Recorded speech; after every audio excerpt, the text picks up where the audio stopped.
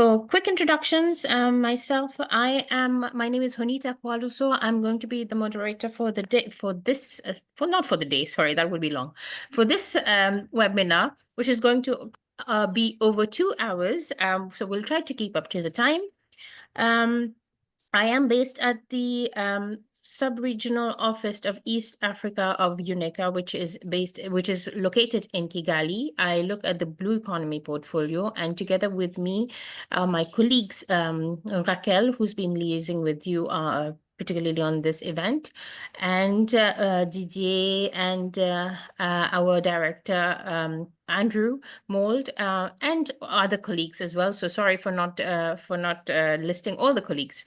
So everybody is online today, along with our partners, the Indian Ocean Rim Association, represented here by Maylene. So before I go into formal introductions, participants, I would just like to enumerate some house rules to guide the smooth running of this event.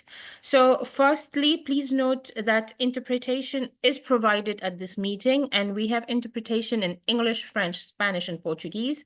And participants should feel free to speak and listen in any of the 4 languages. To be able to choose your language, please go to the language, the selector, I think, which is at the bottom, one of the icons below. There's interpretation, and select your language to connect to that. If you're having any issue, please flag it up in the chat, and our colleagues, Jean-Claude is online. Jean-Claude manages the IT connection, so he will be able to assist us. And I would also request our participants and presenters also, if you could adopt a pace that is not slow, but really that allows the interpreters to actually listen and give some time to relay back the message to our participants. If you could also please directly speak in the microphone and avoid moving the microphone, that would create disruptions. If you would like to intervene, please do so at the Q&A. Just indicate in the chat the name of your name and the name of the organization that you're representing. And we will obviously give you turn. I mean, the first come is going to intervene the first, obviously. And please, at the end of your intervention, kindly mute your microphone to avoid any disruptions. What else? Please silence your notifications on the computers and phones and other devices that may be heard. Yes, I think if we can also keep to the time, that would be really helpful. That will allow everybody to actually engage adequately and have a very fruitful discussion. So with this, allow me to proceed with a brief introduction. So firstly, the meeting, as you all know, today is about unlocking the blue economy in Africa and the Indian Ocean, the perspectives of the Blue Economy Evaluation Toolkit.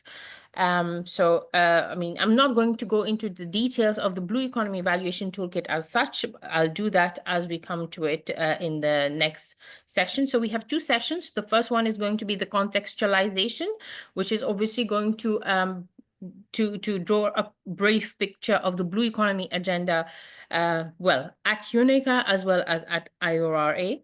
And then we are going to move to the second session, which is going to focus on this toolkit that we're going to talk about. So the first session, the program, I believe you have it in front of you. The first session, we are going to have the opening. I'm going to firstly introduce the acting director at the IORA Secretariat, Ms. Maylene Tarea. She is the acting director for the Blue Economy and Fisheries Management Department. Maylene, please, grateful if you could join us to share your welcome remarks, and thank you for connecting with your team.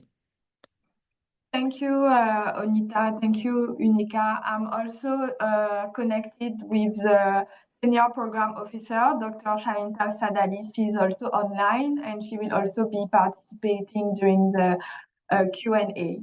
So, Director, distinguished participants, UNECA, and other partners, it's my great pleasure to welcome you to this important webinar on unlocking the value of blue economy resources in Africa and Indian Oceans, jointly organized by IORA and UNECA. Allow me to express our sincere appreciation to our esteemed experts and participants joining us today from Indian Ocean and African continents. Your presence reflects the growing commitment of our member states, neighbor, dialogue partners toward harnessing the vast potential of blue economy for sustainable development. As we all know, the ocean is an engine of economic growth, providing livelihood, food security, and ecological benefits of millions of people in our region and beyond. However, unlocking its full potential requires a systematic data-driven approach to assessing and optimizing its resources in a sustainable manner. This is where the Blue Economy Valuation Toolkit becomes a crucial instrument, offering practical methodology to measure economic benefits and assess environmental sustainability and support evidence-based policy making. IORA has long recognized the significance of blue economy as a key driver for sustainable development. We will go deeper about IORA action on blue economy in the contextualization part. Through collaboration with UNECA and other strategic partners, we aim to equip our member states and partners with necessary tools to foster inclusive growth, environmental stewardship, and economic resilience. This webinar also aligns with the global effort of leading up the third United Nations Ocean Conference, which will play a pivotal role in shaping the future of the ocean governance.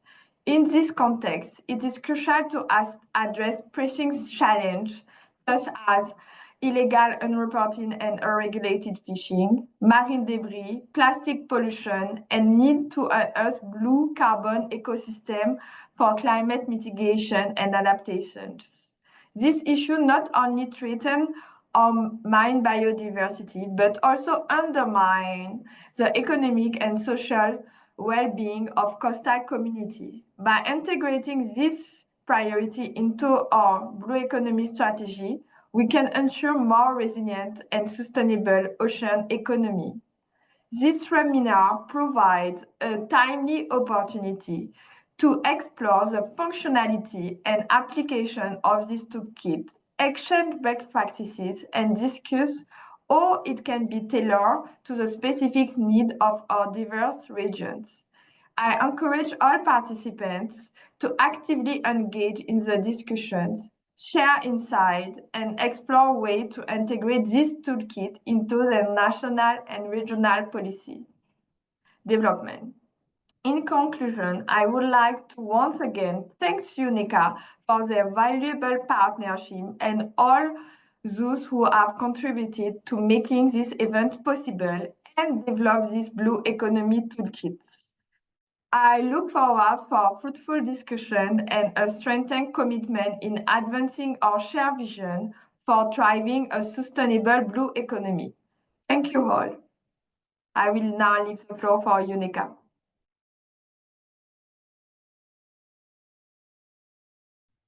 Thank you very much, Ameline, for your opening remarks and for highlighting the importance of, well, the ocean economy on your side, the blue economy on our side. I think the language is slightly different, but we are talking about the same thing. We do agree now that the enlarged scope of the blue economy or ocean economy encompasses all water bodies. I think we've had discussions about that. Certainly, it's a real pleasure actually to note the commitment of IORA to the blue economy agenda as well. So we align to that, and I'm sure I'm just going to leave the floor to our director. So Director Jean-Luc Mastaki, who is online with us. He's the director of UNECA's sub-regional office in Central Africa. And I am sure Director would like to join you in recognizing this importance of the blue economy to both organizations right now. And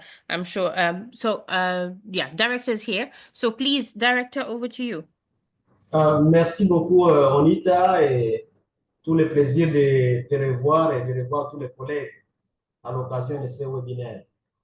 Mesdames et messieurs les hauts fonctionnaires des États membres de la CEA et de l'IORA, distingués invités et chers collègues, je suis très heureux et vous remercie de vous joindre à nous depuis l'Afrique centrale, notre sous-région, l'Afrique de l'Est et l'océan Indien, et même au-delà, pour ce webinaire qui, pour nous, entre dans la série d'activités liées à la promotion de l'économie bleue comme sentier crédible pour la diversification économique de l'Afrique en général.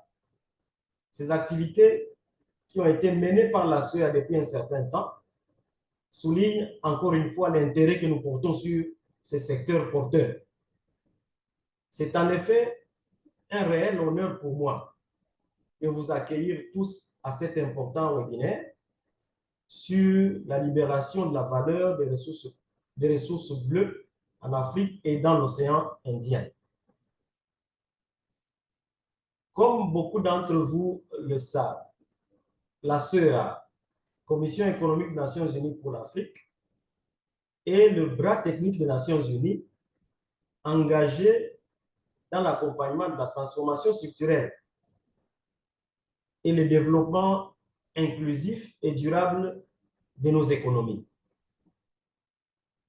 Au cœur de la CEA, le Bureau Afrique centrale, qui pilote ce webinaire, a pour mandat la promotion de la diversification économique inclusive et durable en Afrique centrale. Notre action reste guidée par le consensus de Douala, un programme ambitieux visant à accélérer la diversification économique par le biais de l'industrialisation, la promotion d'un secteur de services moderne et le développement du commerce, surtout le commerce intra-régional. Il est évidemment clair que nous ne pouvons pas atteindre durablement tel objectif sans accorder la moindre priorité à l'inclusion sociale et à la résilience environnementale. En effet, cette année marque la fin de la décennie des mers et des océans africains. La décennie va de 2015 à 2025. Cette initiative de l'Union africaine souligne encore une fois l'engagement du continent visant à tirer le maximum et au mieux de ses ressources en eau. La décennie aura réussi à porter les questions de l'économie bleue sur l'agenda du développement africain, tout en soulignant la nécessité de poursuivre le développement de ce secteur de manière durable et inclusive. Alors qu'il ne reste que 5 ans avant que nous n'atteignions 2030, il est urgent d'agir pour accélérer les progrès vers l'objectif de développement durable 14, lié à la vie sous eau, ainsi que les objectifs connexes avant que la fenêtre permettant de garantir des ressources bleues saines et productives ne se referme davantage. Alors que l'Afrique et la région de l'océan Indien continuent d'exploiter le potentiel des ressources bleues, les besoins de données fiables et d'outils d'évaluation crédibles devient de plus en plus urgent. Depuis plus d'une décennie, la CEA s'est engagée à aider ses États membres, en particulier en Afrique de l'Est, à développer leur stratégie d'économie bleue, à renforcer les cadres politiques et de gouvernance, et plus récemment avec le Blue Economy Valuation Toolkit, à fournir des outils pratiques pour quantifier la valeur des ressources bleues et leur contribution au développement socio-économique.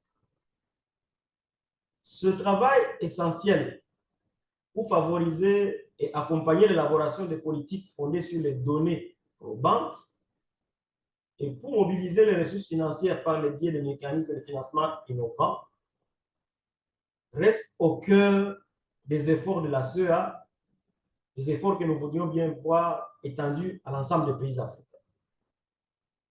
Nous sommes donc très heureux de co-organiser cet événement avec nos partenaires de l'Indian Ocean Rim Association et nos collègues du bureau sous-régional de l'Afrique de l'Est. Cette collaboration a débuté avec notre bureau de l'Afrique de l'Est en mode One ICA et nous sommes impatients d'étendre les riches activités déjà mises en œuvre en Afrique de l'Est à travers ces partenariats à l'Afrique centrale, reconnaissant bien l'importance de la coopération intra-régionale et sud-sud, ainsi que la place de l'apprentissage partagé dans l'avancement de l'agenda de l'économie bleue dans la région Afrique.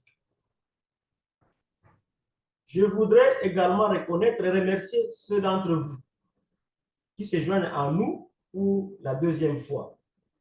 Après le succès de notre webinaire sur les innovations de l'économie bleue qui s'est tenu le 2 octobre 2024. Votre engagement continu témoigne de l'élan et de l'intérêt croissant pour la construction d'une économie bleue durable et inclusive dans nos régions et les besoins de partager les expériences quant à ça. Au cours des 2 prochaines heures, nous nous concentrerons sur une application pratique de la boîte à outils. Parallèlement aux discussions sur les tendances régionales, les opportunités et les solutions politiques. Je nous encourage tous à participer activement, à partager nos expériences et à aider à façonner cette vision commune dont nous avons besoin pour ce secteur crucial pour la diversification économique de nos pays. Enfin, j'espère que cette discussion aidera la CEA et ses partenaires, ainsi que d'autres parties prenantes qui vont nous rejoindre ou qui nous rejoignent aujourd'hui, à identifier les domaines prioritaires pour renforcer notre collaboration, tout en veillant à ce que nous alignions nos efforts plutôt que de les dupliquer. Il y a lieu de renforcer nos synergies. Il ne me reste qu'à souhaiter à vous tous une discussion productive et engageante et souhaiter que ce webinaire puisse jeter les jalons pour de meilleures collaborations encore dans le futur. Je vous remercie pour votre attention. Thank you very much, Director, for your intervention and for setting the scene on the work of UNICA so far, whether it is the Sub-Regional Office of East Africa or Central Africa, the engagement and the interest that there is on the Blue Economy agenda and the interest to partner with organizations such as the IORA. So between UNICA and IORA, we have several. I would not be able to count it right now immediately, but we have several countries that we are going to cover in this space. So I mean, starting from down, well, where the Secretariat of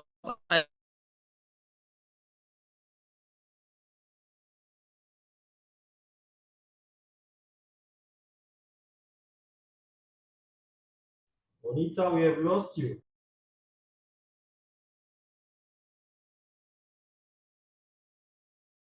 Perhaps everyone, if you don't mind waiting 1 minute, we'll see if Honita can be reconnected. If not, we can their choose.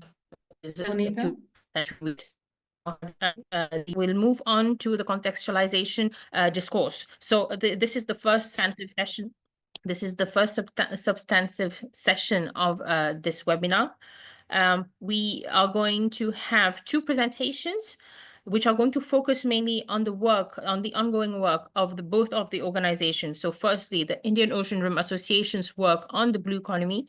They do have a working group dedicated to the blue economy. And then we are going to have an intervention also from UNICA to showcase the work that is being done on the blue economy. So first, we are going to invite the representative from IORA. So we are going to have the chair himself of the Blue Economy Working Group of the Indian Ocean Rim Association, which is, the name is Mr. Buddhi Kurniawan Supagat. I think Mr. Budi is online with us already.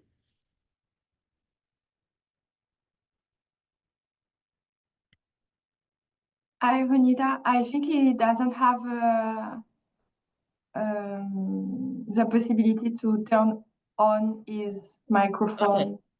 Allow me, okay, we'll just have to see if he is connected or yes, he is connected. In fact, if I can ask Jean-Claude, if you can see in the attendees and allow Mr. Supangat to join us as a panelist. Ms. Honita, can you hear me? Yes, we can hear you, certainly. You would need the right to present something. I'm just delivering a little bit of remarks, no presentation. Okay. So no PPT for you. So No you're PPT. good then, Mr. Supangat? Yes. Okay, we can you can just go ahead then. Thank you. Yeah. Should I because I don't have any control to switch on my video. I don't know. It's Okay, certainly allow Jean-Claude, if you could please assist us with that.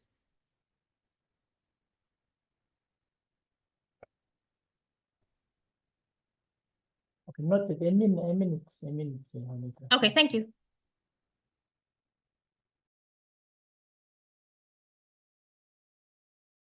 All right. Okay, can you hear me? Yes, we can hear you, Mr. Supangat. Thank you so much. So thank you, Honita, for your opening and then for the introduction as well.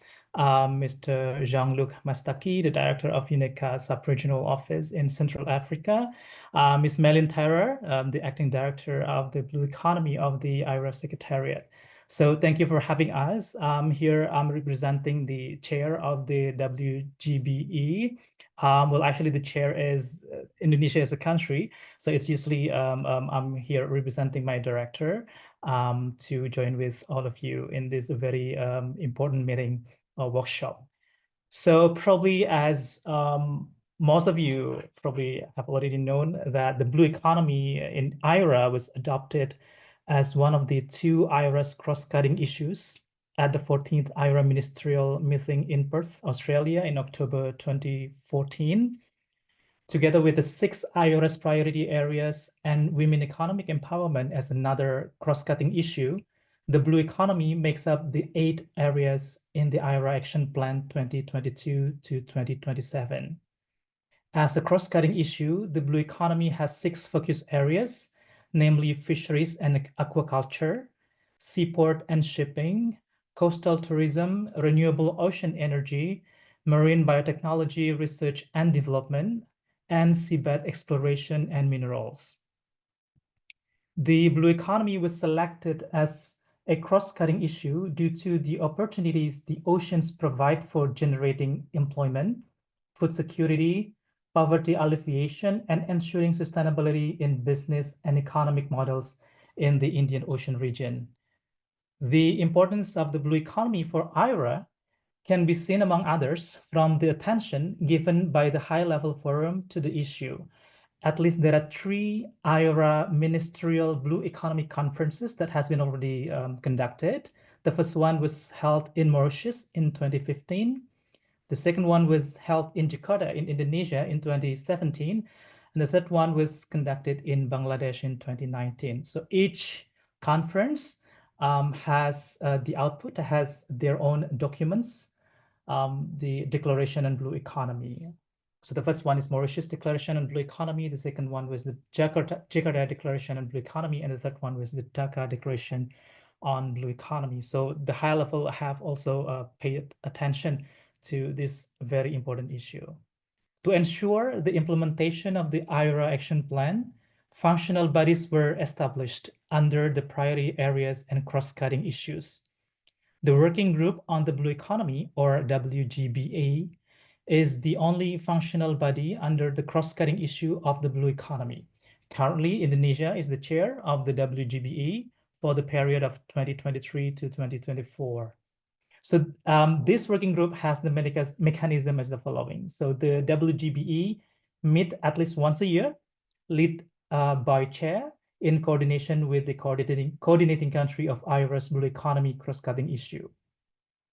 The purpose of this working group is mainly to discuss the implementation of the WGBE work plan, its alignment with the IORA's action plan, and future projects, programs, or activities. WGBE chair report the progress of the implementation of the work plan at the yearly CSON COM meeting. CSO is actually the SOM level meeting, while COM meeting is the ministerial level meeting. The activities that the WGBE have outlined in the work plan, which focuses on 6 key areas. I think it's also aligned with the key areas of this cross-cutting issue, which is fisheries and aquaculture, renewable ocean energy, seaport and shipping, seabed exploration and minerals, marine biotechnology, research and development, as well as tourism. These activities are aimed at fostering cooperation and enhancing the capacity of member states in making the blue economy a key sector for driving economic development and growth. Achievements, among others, the working group has developed the IORA strategic framework of action on marine debris in the Indian Ocean and the IORA principle guidelines on combating IUU fishing. We have also biogeographic regionalization mapping, as well as several activities in capacity buildings, such as on electricity production, sustainable ocean resources, and empowering coastal communities through nature-based solution. As a context, as the chair of IORA WGBE, Indonesia strongly supports any platforms that enables IORA member states and IORA partners to exchange knowledge and experience on how they develop the blue economy. So this IORA UNECA collaborative workshop on the blue economy aligns with at least 3 very important elements here. First, the objective of the WGBE itself, mainly to encourage member states and dialogue partners to offer training and capacity building programs to meet the needs and improve livelihoods of member states, including coastal communities. The second one is the IORA WGBE work plan, which highlights the importance of collaboration with diverse partners to develop the blue economy in Indian Ocean region. If I may, I can give you some examples. For example, IORA's collaboration with the International Seabed Authority, or the ISA, in a workshop on contract training program related to sustainable practices for seabed exploration, as well as Indonesia's collaboration with GIZ, or Germany in this case, to initiate the development of the IORA strategic framework of action on marine debris in the Indian Ocean.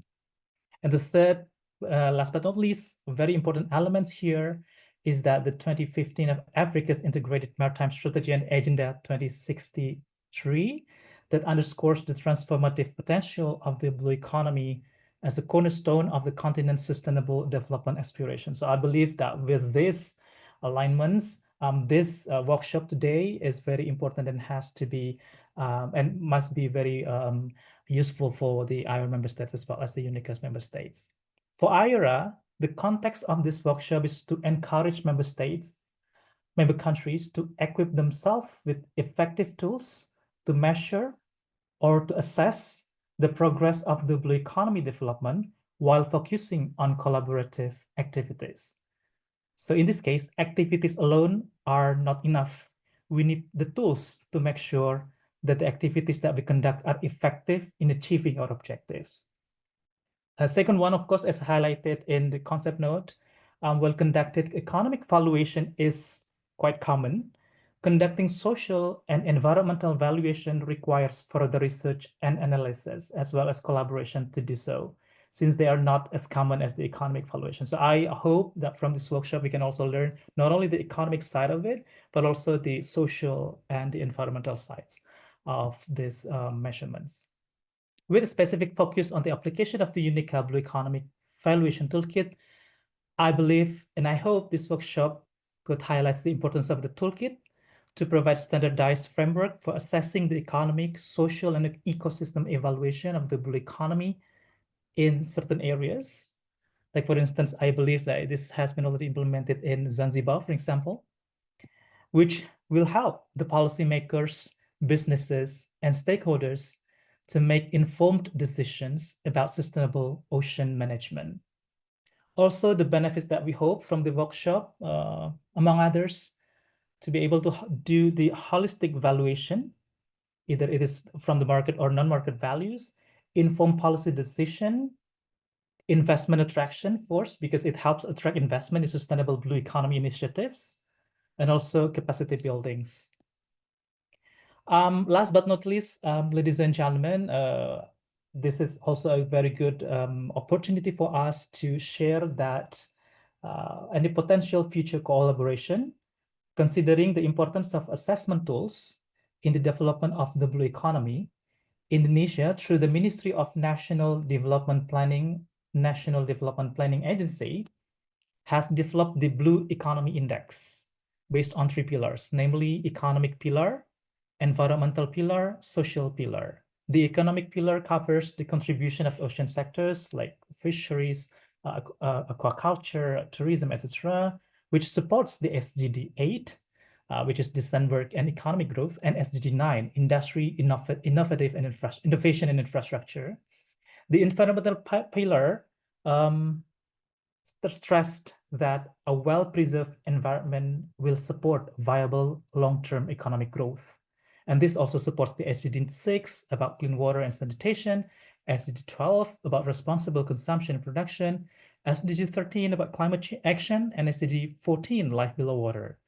As well as the social pillar, in this case, is emphasizing the inclusiveness side of it, how the ocean sectors can support the creation of welfare for Indonesian people, for Indonesian people in this case, in the terms of Blue Economy Index that we have, which also support the SDG number 1, no poverty, SDG number 2, zero hunger, SDG number 3, good health and well-being, SDG number 4, quality education, as well as SDG 10, reduce inequalities. So in this case, Indonesia stands ready to exchange experiences in developing such assessment tools with other countries through IRA and its collaboration with partners. So with that, I would like to say thank you very much for convening this event. So I give it back to Unica. Thank you very much. Thank you. Thank you very much, Mr. Supangat, for your intervention, highlighting the work that has been ongoing at IORA on the blue economy and explaining how it is structured at the organization and how it brings together the common interest of all the 21 member states, if I'm not wrong, 21. And also the fact that it is remarkable that it is the blue economy is not a one-off sector of activity on which you focus on, but rather a cross-cutting issue, which is very telling in fact, because I mean, obviously it is not therefore assessed or studied or addressed in a very isolated way, but in a holistic way, whether it is a cross-ministerial way, to be very precise. So this is a very remarkable way that the implementation of the blue economy is happening at IORA, and this is well noted.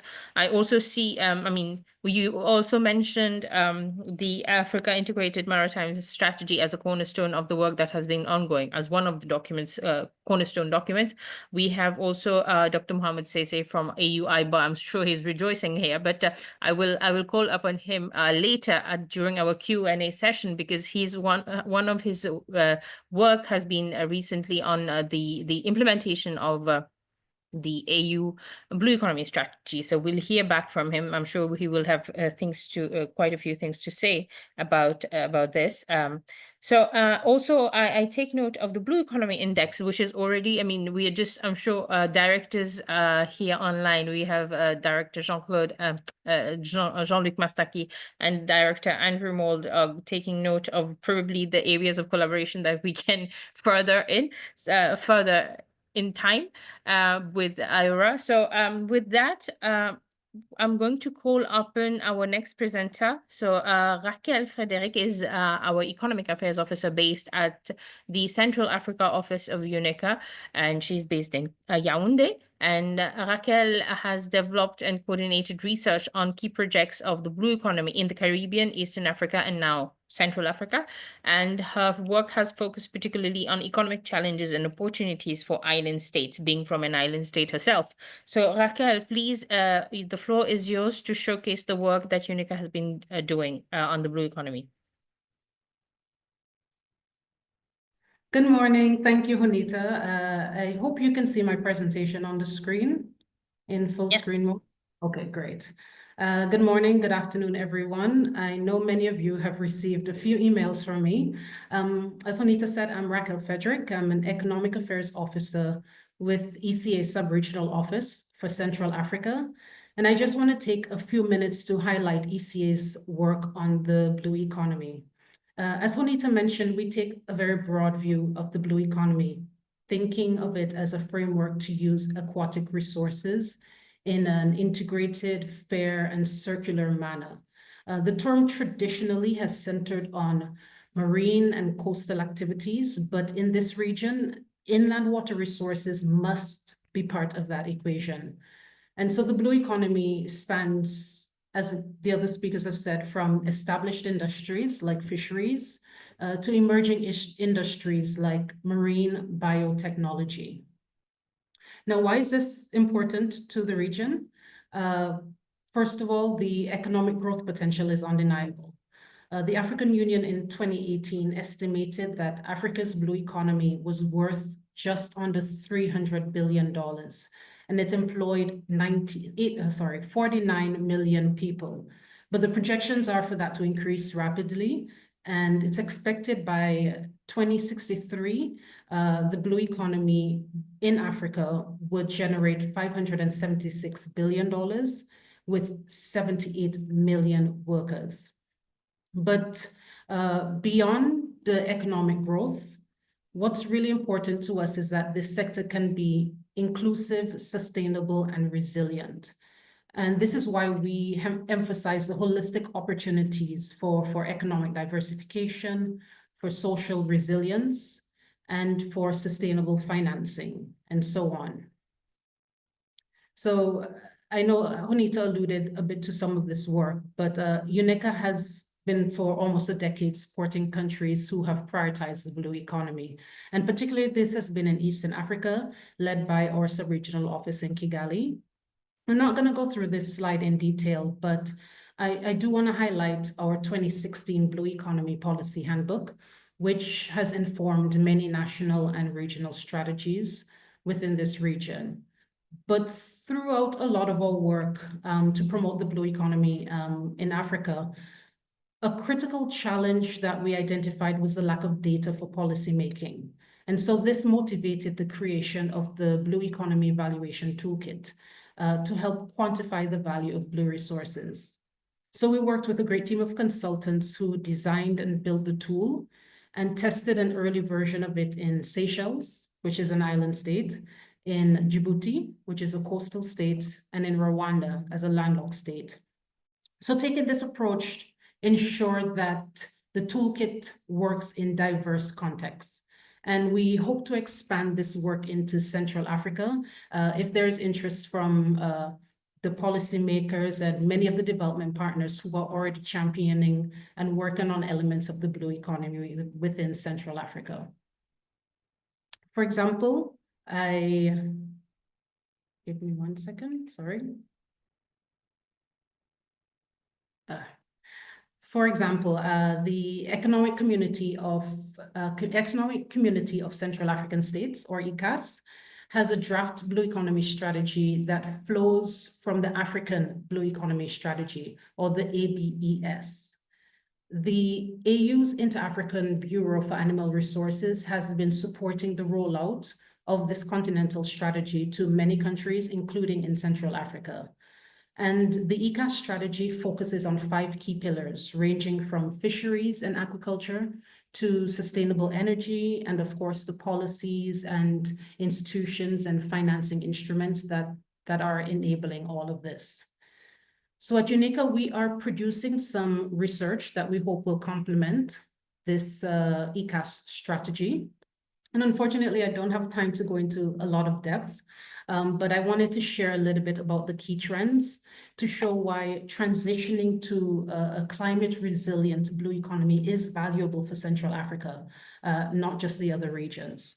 So, for example, in fisheries and aquaculture, there is data from FAO showing that the fish catch and fish income has been declining. And in part, this has been due to overfishing and climate change.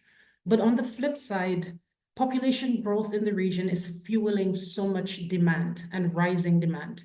And most of this is being met by imports and imports from outside of the region. So there's opportunity to shift these trends. For example, we looked at the aquaculture sector, which is very small in Central Africa. By some estimates, it's less than 1% of the continent's aquaculture production is coming out of Central Africa. But it's growing rapidly at about 10%, almost 10% annually. So with the AFCFTA and other regional plans for integration and innovations, for example, in the aquaculture sector, there's major opportunity for us to take lessons, for example, from farmers in other subregions who have made a lot of progress to push towards improving or reducing the dependency on imported fish products. Next, speaking briefly about maritime transport, some Central African ports are undergoing major modernization efforts to boost connectivity, for example, with free trade zones. So UNCTAD has estimated that with the AFCFTA, maritime freight demand within this continent is going to increase by 60%. So it's a strategic moment for major ports in the region, for example, Kribi here in Cameroon, who have been investing a lot to increase their capacity and increase the modernization of their services so they can work a bit more efficiently and effectively.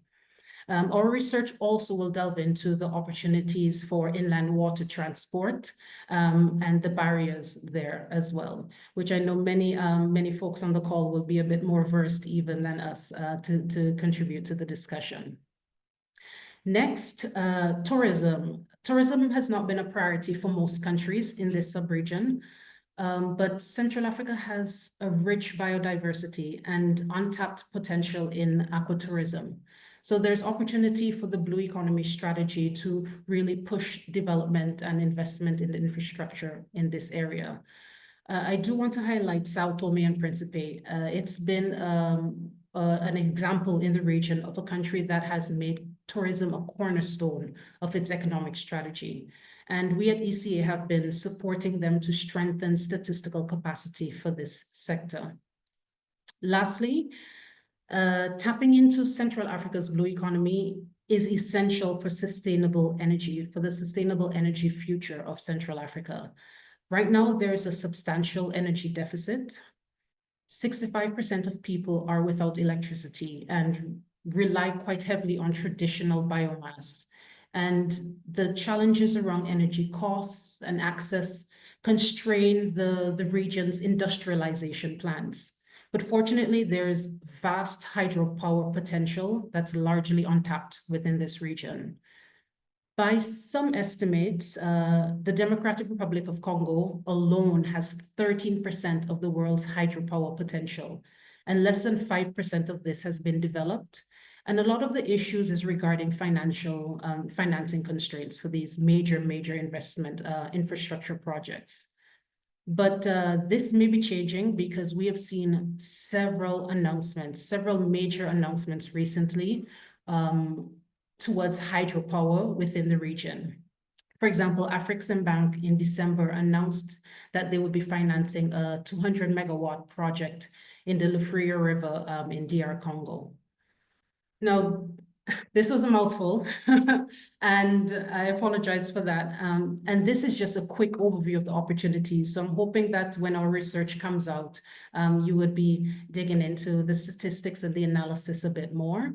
And again, this was a very positive outlook. but I don't want to undermine the fact that there are significant challenges within the region to promote the blue economy. And so our research will also explore the strengths, weaknesses, opportunities, and threats to the blue economy in Central Africa. And we hope that this discussion will contribute to the voices who are already encouraging more integrated planning within this space. My last slide highlights the limited use of blue economy policies and instruments within Central Africa. Now, these tools and instruments, they include fully operational marine spatial planning, blue financing. For example, those of you who joined the last webinar, we had an excellent presentation from the Nature Conservancy in Gabon, who led the Debt for Nature swap that happened in 2023. But these blue economy tools and enablers also include blue accounting. And this is part of the wider universe of natural capital accounting. And so we feel that our blue economy valuation toolkit fits quite neatly into this. Now, I would like to say more about the research, but this seems like a strong note to end. So we can transition to talking a bit more about the toolkit and how it's evolving and how the experience has been in applying it in countries previously. All right, thank you, Juanita. If you're still. Thank you very much, Raquel, for this overview of where we are and what is required on the blue economy in Central Africa. Obviously, the focus has been on Central Africa, but Eastern Africa as well. We've been doing quite substantial work, but obviously, I mean, let's move on. In the interest of time, I would actually say that we move on to the next presentation. Okay. So as Raquel has mentioned, the Blue Economy Valuation Toolkit, it was initiated, it was developed by UNECA in 2020.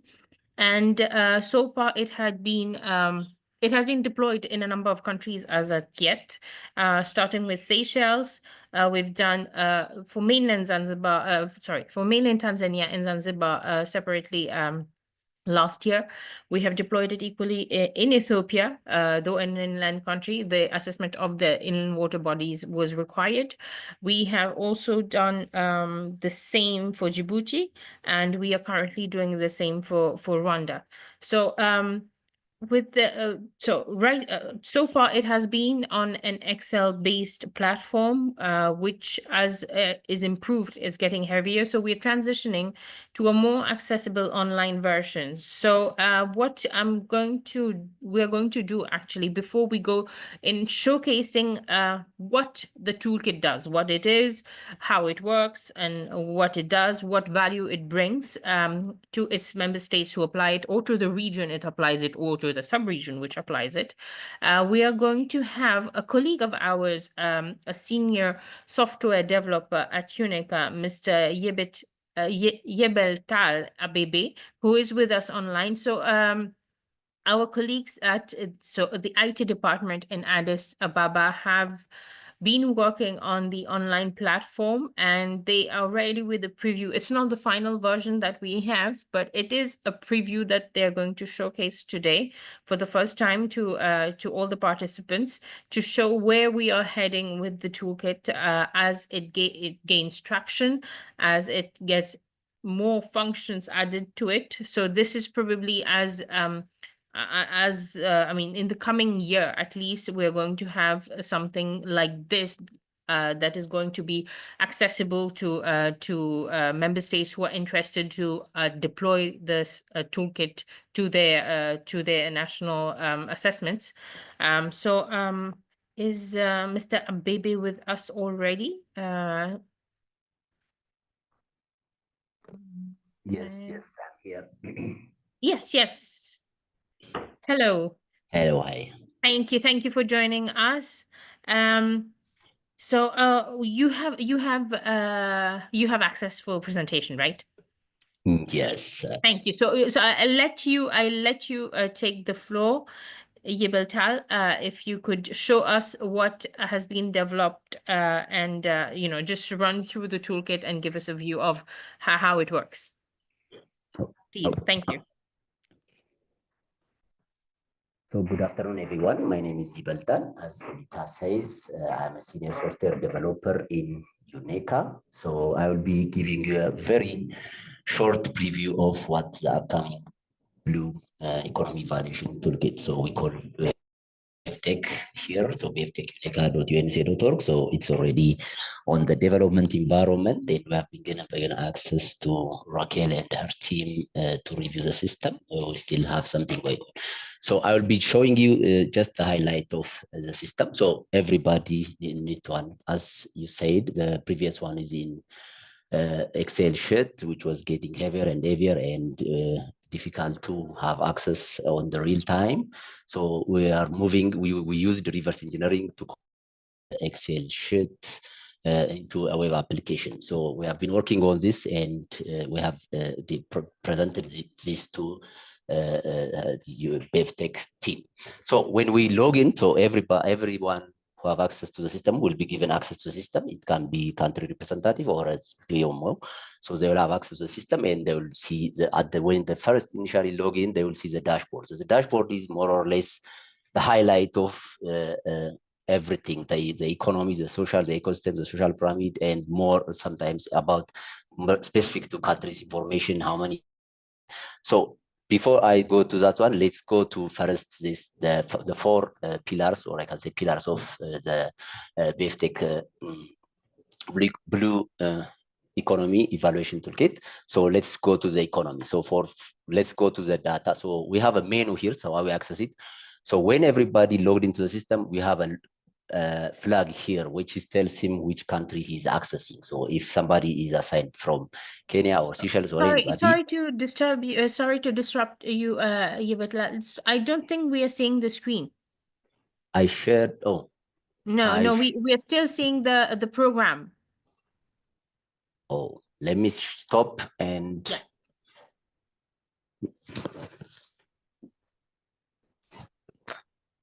Did you see it? No. Not yet. Okay, I think it's starting to. Okay, it's there. Okay, now you can proceed. Thank you. Let me so when any user for the system log into the system, it gets. No, we can't hear you now. I think your microphone might have moved. Can you hear me? Yes, that's better. Okay. Can you hear me now? Yes, Yibet. Okay.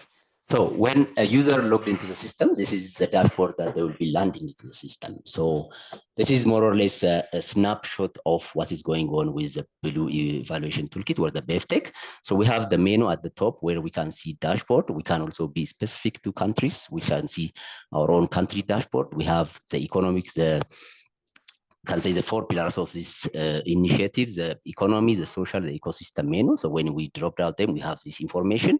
So at the end, the system administration, where we can provide access to the PMOs to provide access to users of the system. So let's me jump to the pillar, the economy information. So the information, we can see the information like this. This is a tabular information just to see it. So when we go to each, the GVA summary, the wage summary, the employment summary, we will see the information about the section, the division, the group and the class. So this is the information that we see here.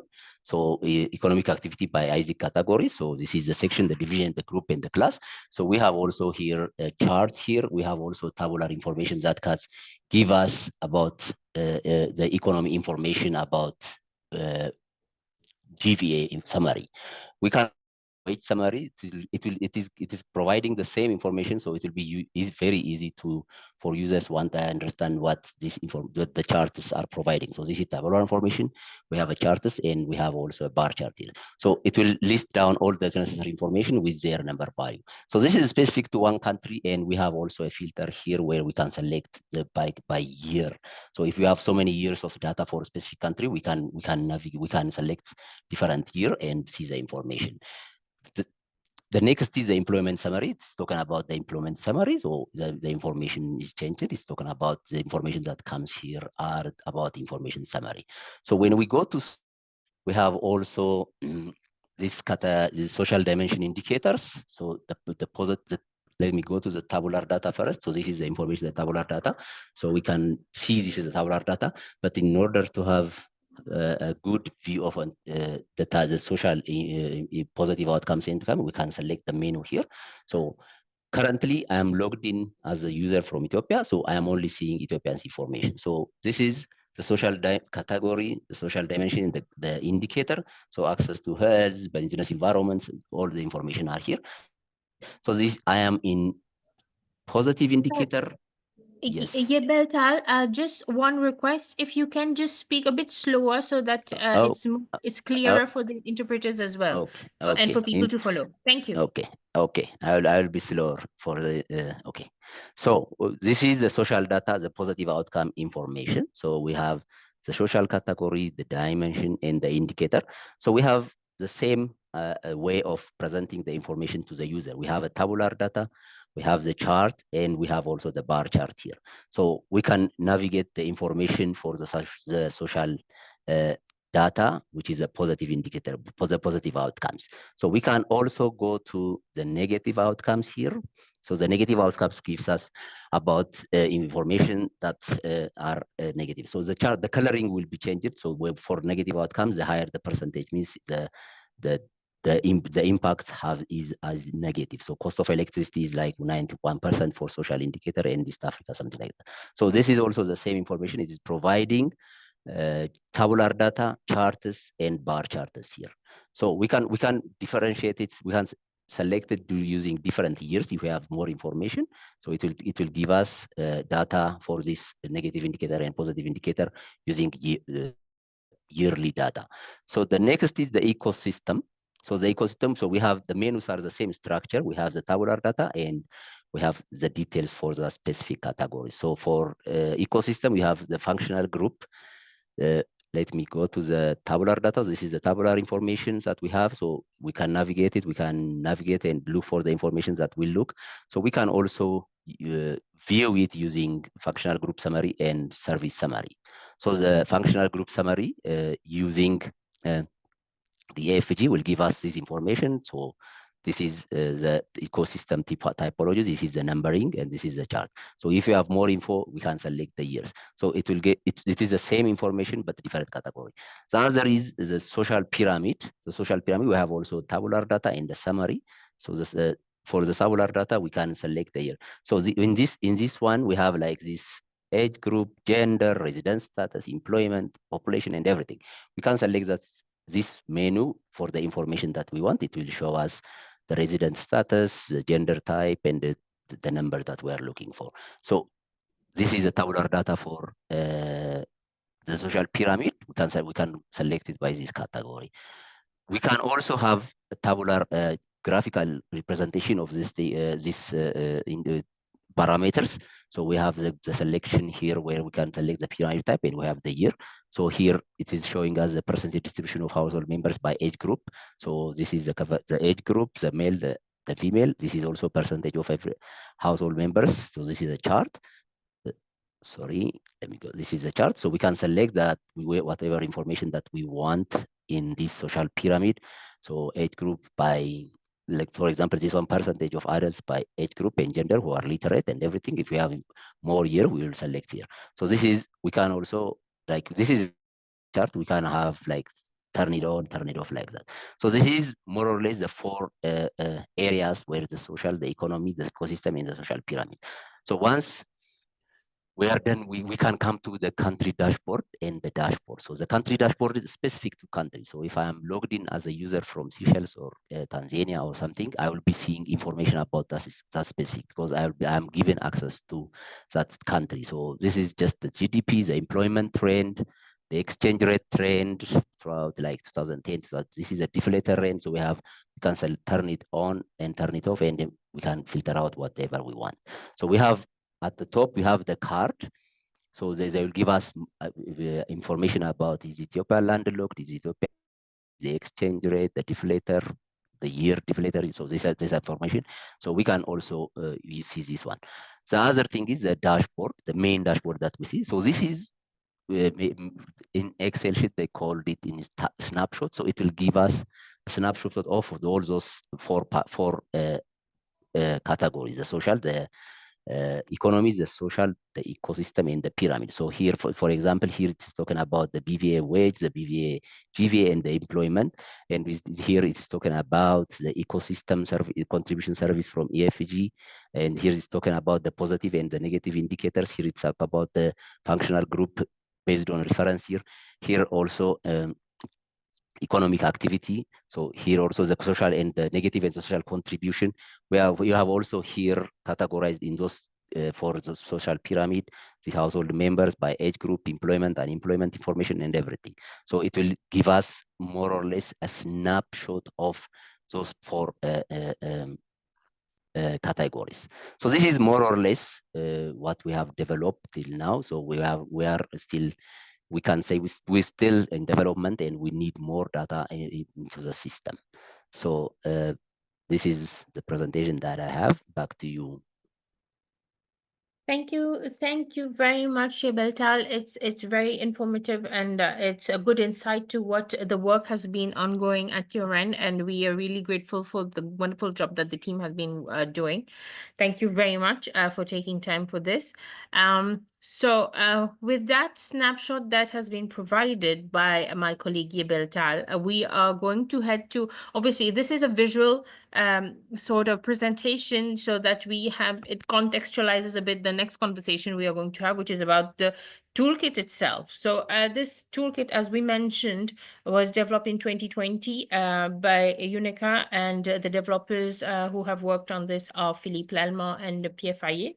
And they have they have developed it on an Excel. Obviously, now we are moving to the online version, a work in progress, as Beltal has shared. The toolkit, what it does is, as the Beltal's presentation has showed, it allows the economic, social, and ecological evaluation of the blue economy to, for example, we usually do for countries, but obviously it can be done for regions, sub-regions, for districts, for example. So it depends. So the toolkit produces results as per the data entries that are fed into the toolkit. This has been, applied to, as I shared earlier, to Tanzania. So we have with us,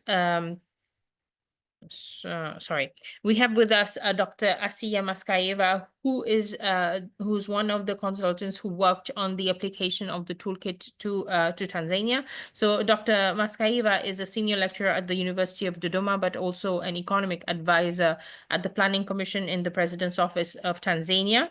She is a development economist based in Dodoma and has been working on blue economy accounting for quite a few years now. So Asiya, please, if you can show our participants how it works, how the toolkit works, what are the results that are generated, and how this allows an informed policy making for countries. Also, not only policy making but also budgeting, I suppose, as in assessing its contribution to the social and ecological aspects as well. So over to you, Asiya. Okay, thank you very much, Hanita. Can you hear me? It's breaking a bit, but we can Hello? definitely hear you. Yeah. Oh my gosh, this is the internet network. No, we try can't to be hear you now. slowly and you cannot hear me now. Okay, that's fine. Now we can hear you.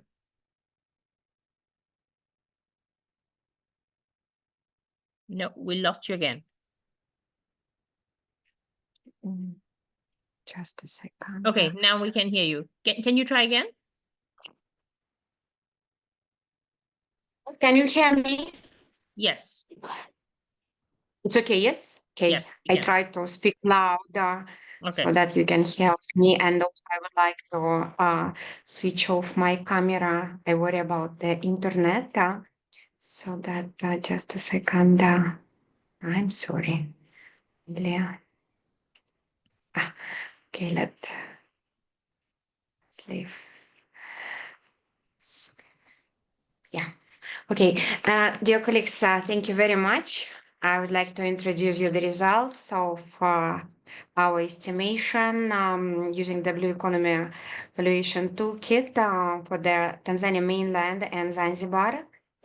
Just only briefly, I would like to talk about the introduction to the blue economy, a few slides, the blue economy in practice and what already have been done. Then I will tell you about the blue economy toolkit as it is and how it was developed and what kind of models does it include and how we use this one, and then about the results of our assessment of the blue economy in the Tanzania mainland and Zanzibar. And a few words about policy implication and why the blue economy is important at the current time, not only for the Tanzania, but also for the all African countries and as well as for the whole globe. There is a lot of definition about the blue economy, so that we have a definition from the World Bank, we have a definition from the UNEP, we have a definition from the other international organizations, but it is very important for us to take a note the definition of the UNECA, so that the blue economy describes the economic activities related to the aquatic spaces, including the ocean, rivers, lakes, and undergraduate waters. So that in our assessment is very important to take into account and to estimate the blue economy, not only in the coastal area countries, but also to include the assessment also the landlocked countries. So that the blue economy, it is important for the economy, for the government, for the nations in terms of the promotion of the economic growth, because it includes the different activities which are directly and indirectly related to the blue economy. It is important for the social inclusion, for the social dimension, so that we can see how the blue economy is important for humans. And the third one, of course, that this is the environmental, ecological, and ecosystem services, which should be included in our account when we are estimating the blue economy. In terms of the global perspective, and I do not want to repeat the Raquel a wonderful presentation, but I would like just only to say that it needs to take into account that the global economy, the blue economy within the global context increases significantly. If the contribution of the blue economy to the world economy in 2010 was 1.5 trillion USD dollars, which generated about 31 million jobs. So that according to the estimation and projection, by the 2030, the blue economy will contribute 3 trillion USD dollars and will generate directly 40 million jobs. So that it is very important, and also important to find the way for each country to promote the blue economy at the open space. In terms of the practice, what has been done by the UNECA for the blue economy, so that of course that the first of all that it has been published and developed the Africa Blue Economy Policy Handbook, which is very important. The UNECA already estimated the and evaluated the blue economy in Seychelles, Ethiopia, currently Rwanda, and it has been developed the action plan, the regional blue economy strategy implementation plan for Ethiopia and for the other countries. So that at this moment has been done a lot, but we have to work and we have to take into account what should be done and what will be the further steps. So that if we talk about the blue economy, so that of course that we have to take the sectoral approach, because the first of all and very important, this is the economic component of the blue economy, how the economic activities contributed to the national GDP. And in this case, it is important to identify the sectors, the traditional sectors which are directly related to the blue economy, and also the other sectors which are indirectly related to the blue economy. And using the blue economy toolkit, valuation toolkit, it is easy to identify and then to measure the contribution of the blue economy to the national economy. Also that the main components that this is economic activities, as I said, that this is a social development, and the third one that this is a ecosystem services. So that all of these components, this is a part of the blue economy, and we cannot measure just only one of them. For example, the contribution of the blue economy activities to the GDP. We have to take into account the social aspects. We have to take into account the women participation in the blue economy activities and other things. So that if we talk about the Blue Economy Toolkit, just only a few words about the research team, so that the toolkit has been developed by two leading researchers. This is a Professor Pierre Feiler and Philippe Lallemand, and this is a really useful Excel-based toolkit which are important to the government. The toolkit consists of three main models. The first model, this is economic models, which identify the economic activities which are associated with the blue economy. The second one, this is a social model, which includes different variables related to the social activities, business environment in the economy.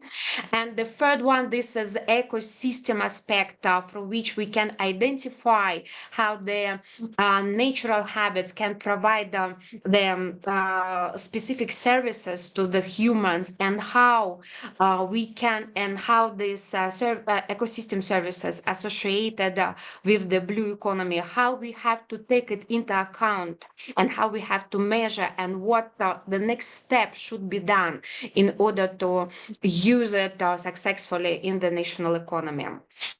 The toolkit as itself, it is based on the specific databases which are highly recognized by the international organizations, so that our estimation of the blue economy activities, social and ecosystem services, it is based on the quantitative approach. And later I will talk also about the data, what kind of data are important.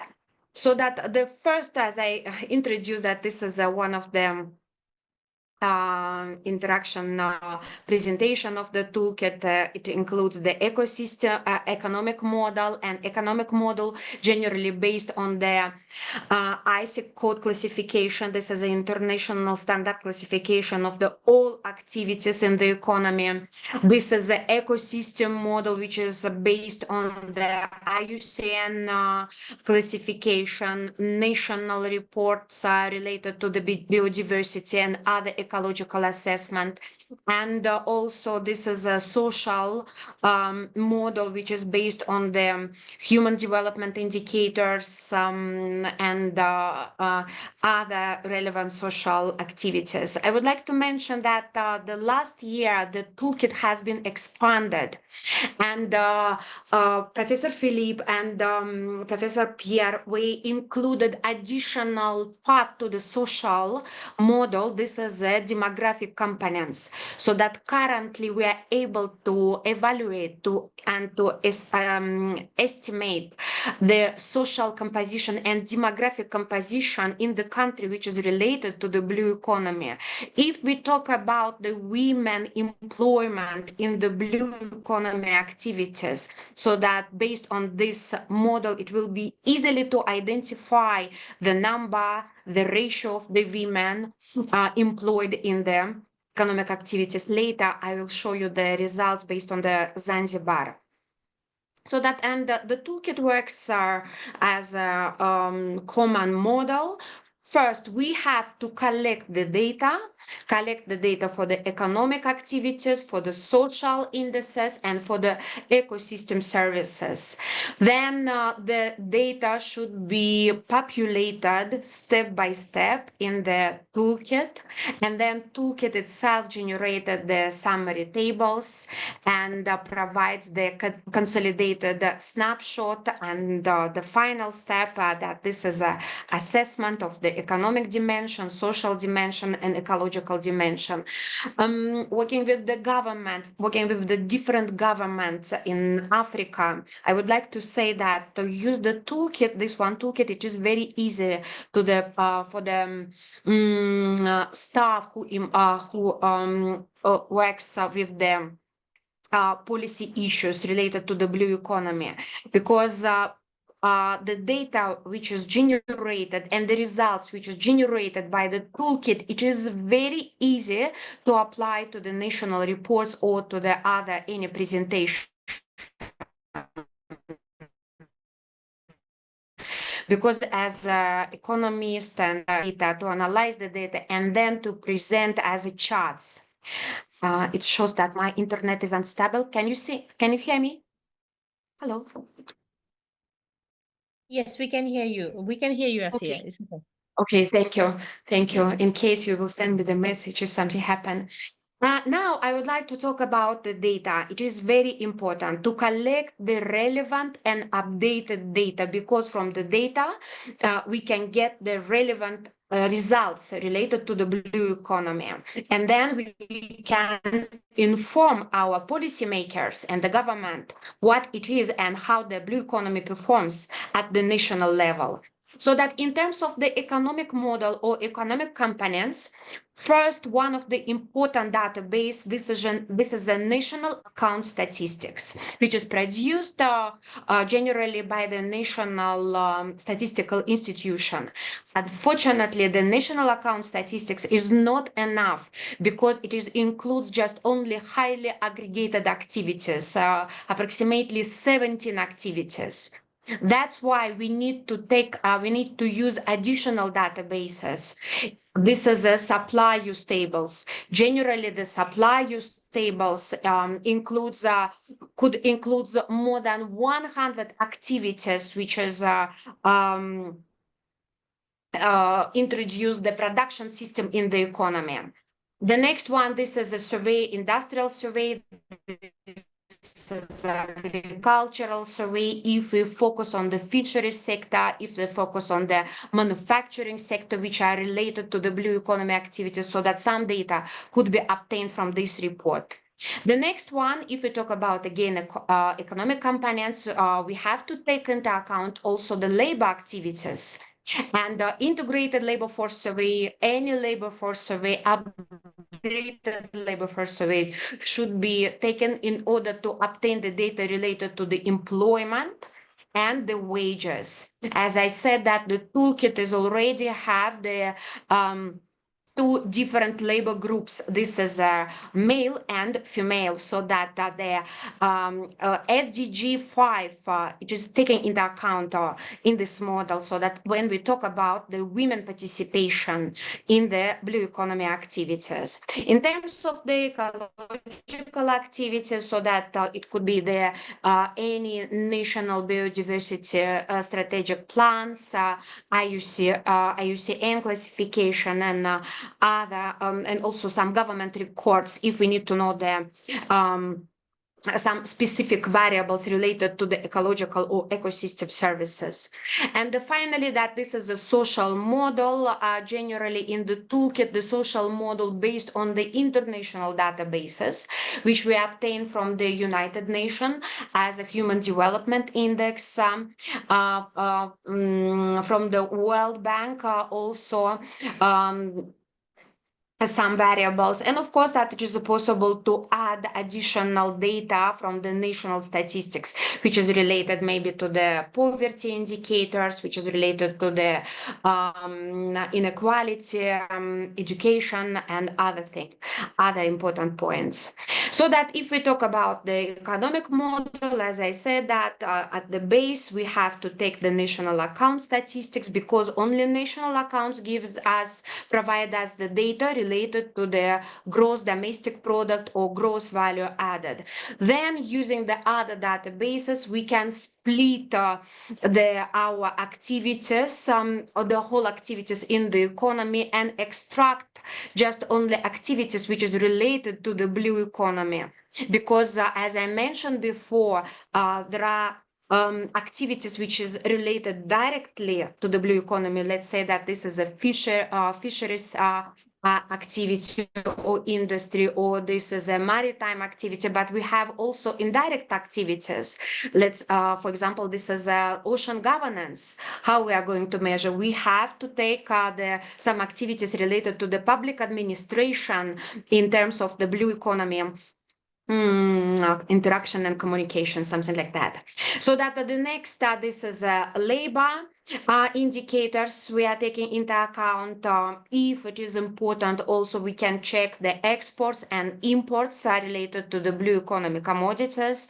If we need to add some additional conclusion and to see how the economies interact. So that this is the supply use tables, and through the supply use tables, just only the brief introduction during our when we work with the government in order to provide the blue economy assessment. Of course, that we provide the technical support to the to our audience, and we train the participants how to use the toolkit and how to work with the data, how to collect the data, how to extract the data, how to analyze the data. And based on the social supply use tables, we have one of the important point here. This is value added, because the tool it is estimated the contribution of the value added of each blue economy sectors to the gross value added. And from here, we can take the compensation of the employer, operating surplus, so that this is specific economic definitions. But from the supply use tables, again, I would like to say that we can take the value added variables which are related to the different activities, so that the vertical line, it shows us the activity in the economy, agriculture, industry, construction, and other things. And our task to split, for example, the agricultural activity between the crop sector and the fishing sector, and then to take in our evaluation just only contribution of the fishing sector. And the same approach we apply to the labor indicators and to the wage indicators. The next one of them, this is a section which is provided by the toolkit, so that we have 21 economic activities which split between among the 88 division, so that each sector divided by subsectors. Finally, we get 238 subgroups related to the economy and 419 classes. So that a lot of variables, and the first it's need to identify these variables, and then to collect the data, to populate, and then to provide the analysis. And this is the economic model. This is a version how it looks the economic model of the blue economy evaluation toolkit, and how it's need to populate each variable, and what kind of results finally we can get based on this one. Yeah.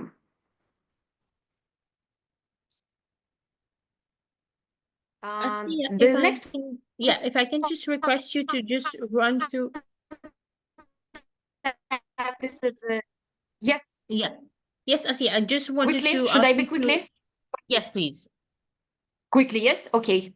Okay, just only the few words about the social model. As I said, that it based on the different databases and from the World Bank, from the United Nations, from the CSTABLE-SIS, and this is our data. And then the ecosystem services.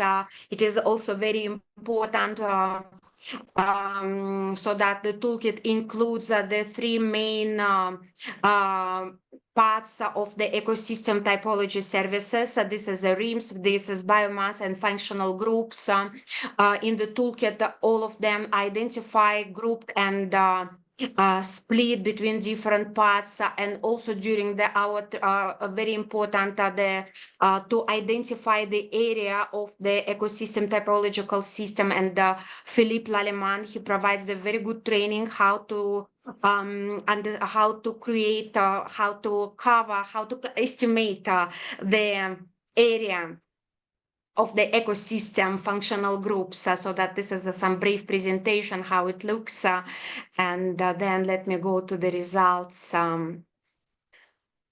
For the Tanzania mainland and the Zanzibar. I would like to, so that this is the results related to the Tanzania mainland. This evaluation has been done in 2020, so that we evaluated both parts of that Tanzania.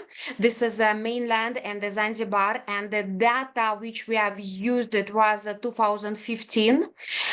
Just only some data was related to the 2020.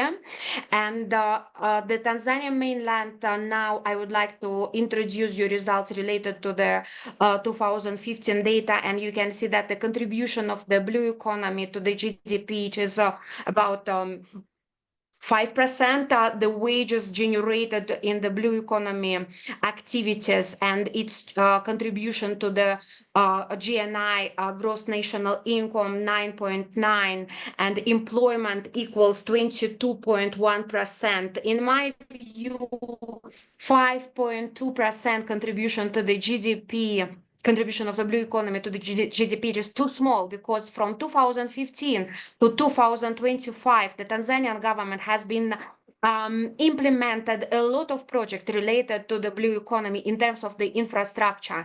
And if we can use and to revise our calculation, I'm sure that the contribution would be significantly higher. And this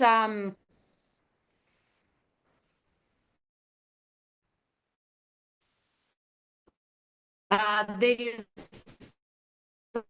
of the Zanzibar, so that you can see now the contribution of the blue economy activities to the GDP.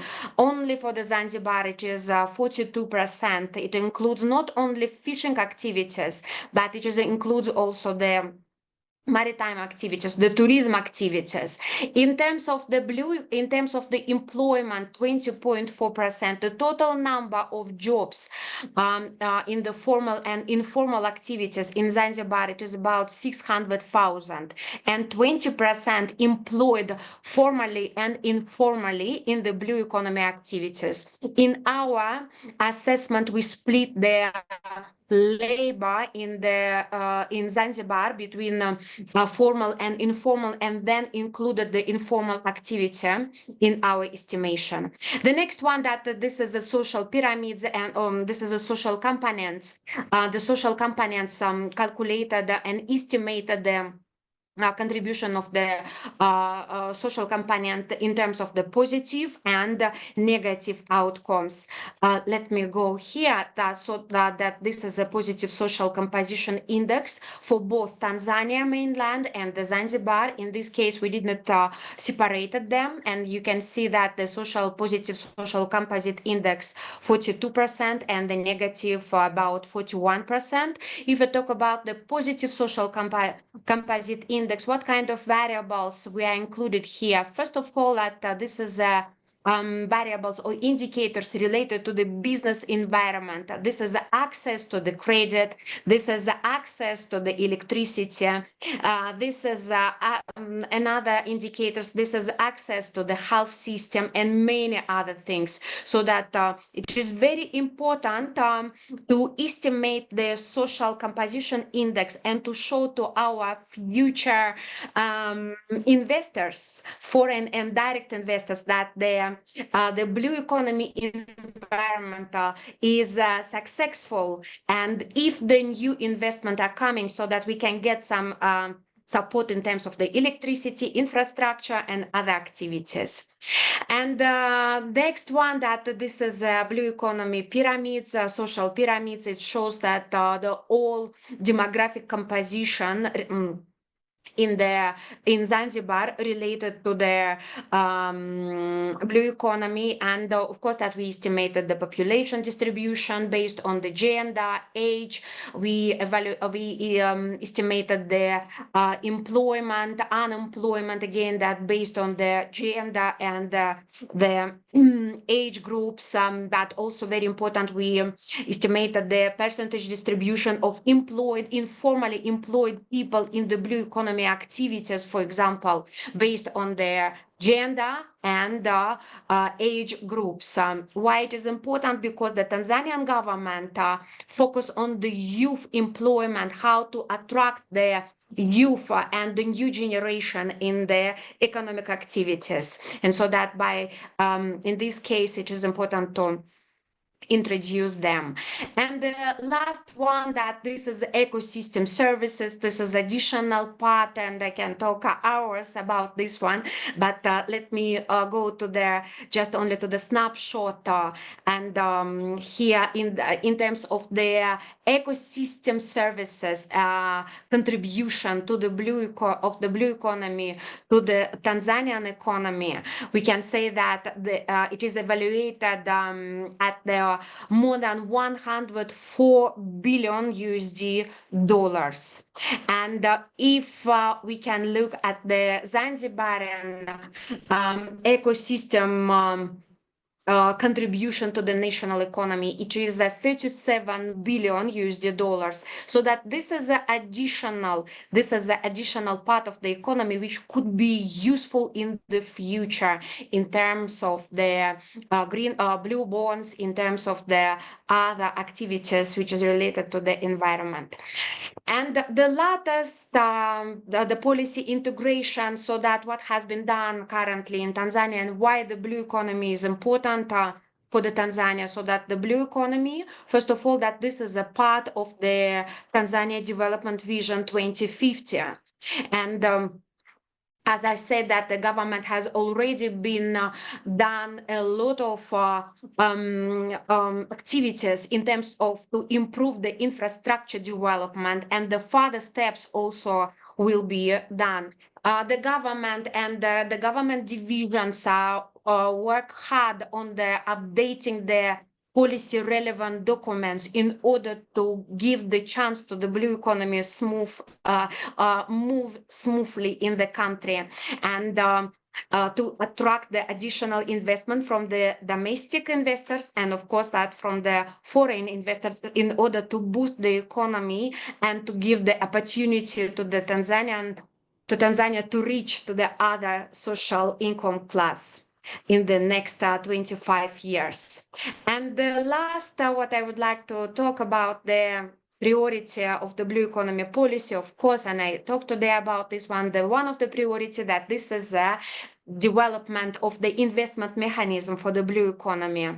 The blue economy required additional investment in the different areas, in the maritime infrastructure, in the research development, in the digitalization, in the human capacity. And given the budget constraint and the debt burden, that Tanzania have to find the new and innovative ways to finance investment in the blue economy, because a lot of opportunities. And for these purposes, it is need to for example, it needs to include the public resources, and to attract the private sector finance investment and investment for the blue economy initiatives. So that I try to be brave, and I don't know that. Thank you, Asiya. I realize now that any presentation on the Blue Economy Evaluation Toolkit, we really can't just put it in 5-10 minutes.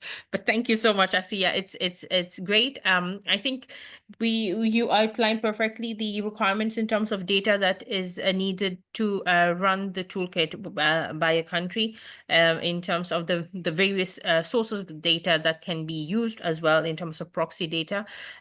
So that actually provides an insight to our partners from IORA member states, equally to our member states participating as well, about the readiness to apply this toolkit, what it requires.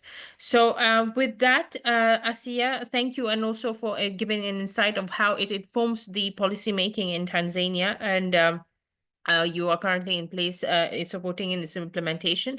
So that's great news. So I'm just going to stop with the presentations now, and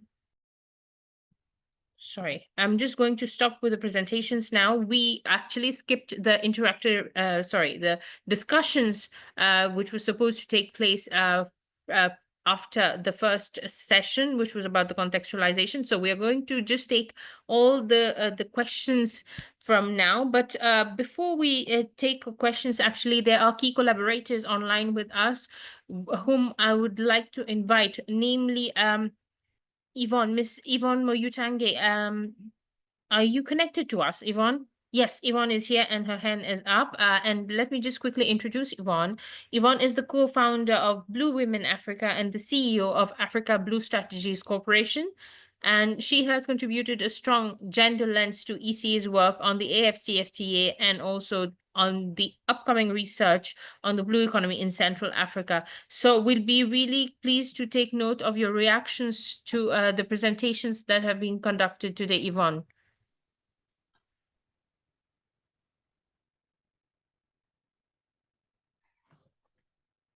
Bonjour tout le monde.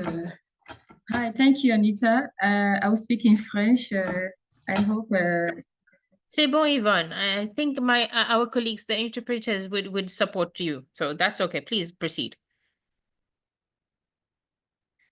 Thank you, Anita. Comme Anita l'a dit, bonjour tout le monde. Je suis Yvonne Moïtanier. Je suis est cofondatrice de plusieurs initiatives dans le cadre de l'autonomisation des femmes dans le secteur de l'économie bleue.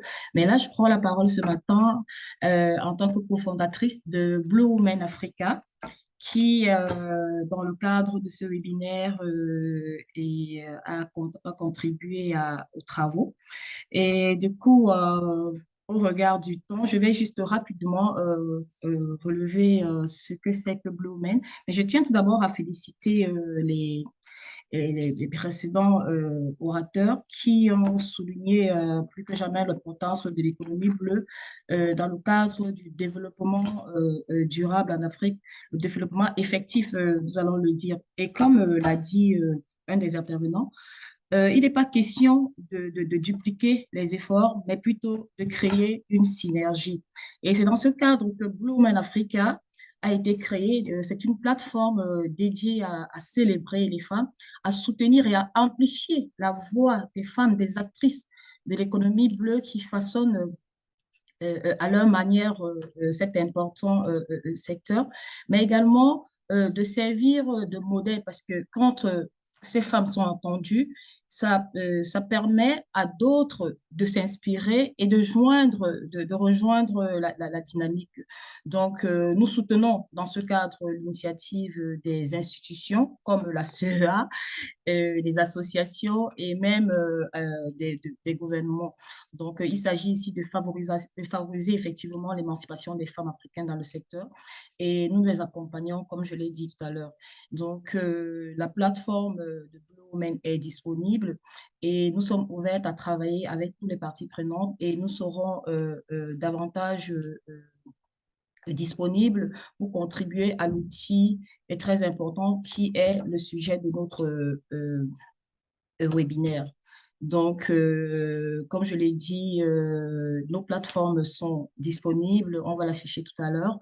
Et notre principale action en ce moment est constituée à une campagne de sensibilisation parce qu'il est très important de sensibiliser, informer et ensuite, comme on l'a dit tout au long de ce webinaire, et de former. Il est très important d'insister là-dessus. Mais sensibiliser, informer et former. Et il ne s'agit pas seulement de se limiter aux femmes actrices, aux professionnelles, mais également de faire contribuer les populations locales qui n'ont pas toujours accès à tous les outils que nous présentons ici.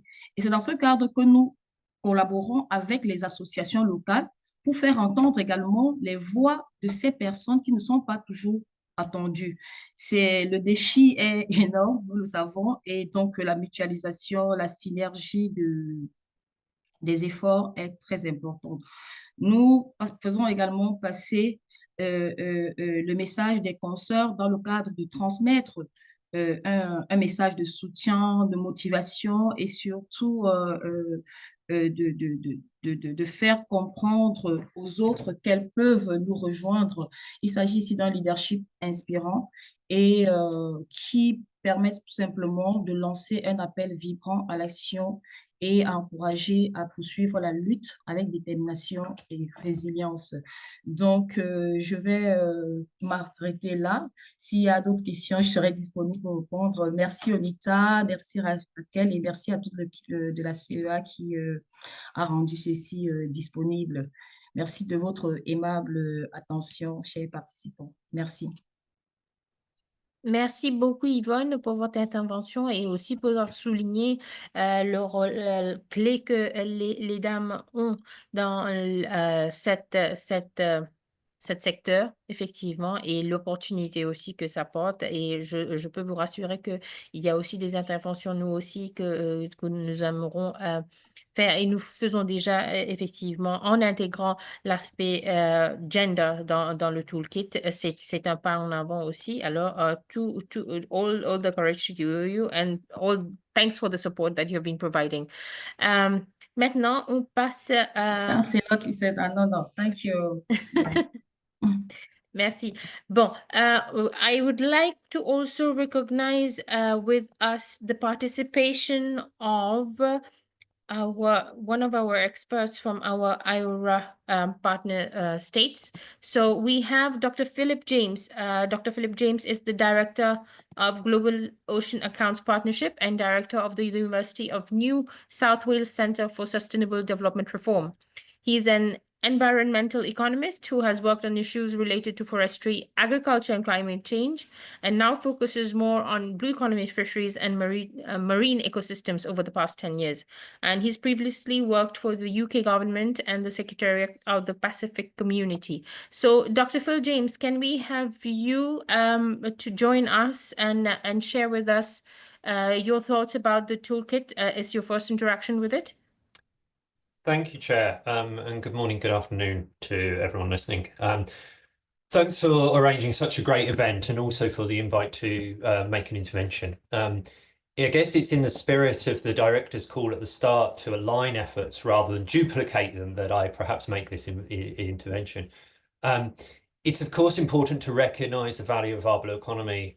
For too long, in my opinion anyway, it's gone under the radar, which has deterred investment and deterred and impacted the long-term viability of the economy and our critical national infrastructure. When I describe our critical national infrastructure, I include our natural assets, and it's really critical that we start thinking about our natural assets as critical national infrastructure.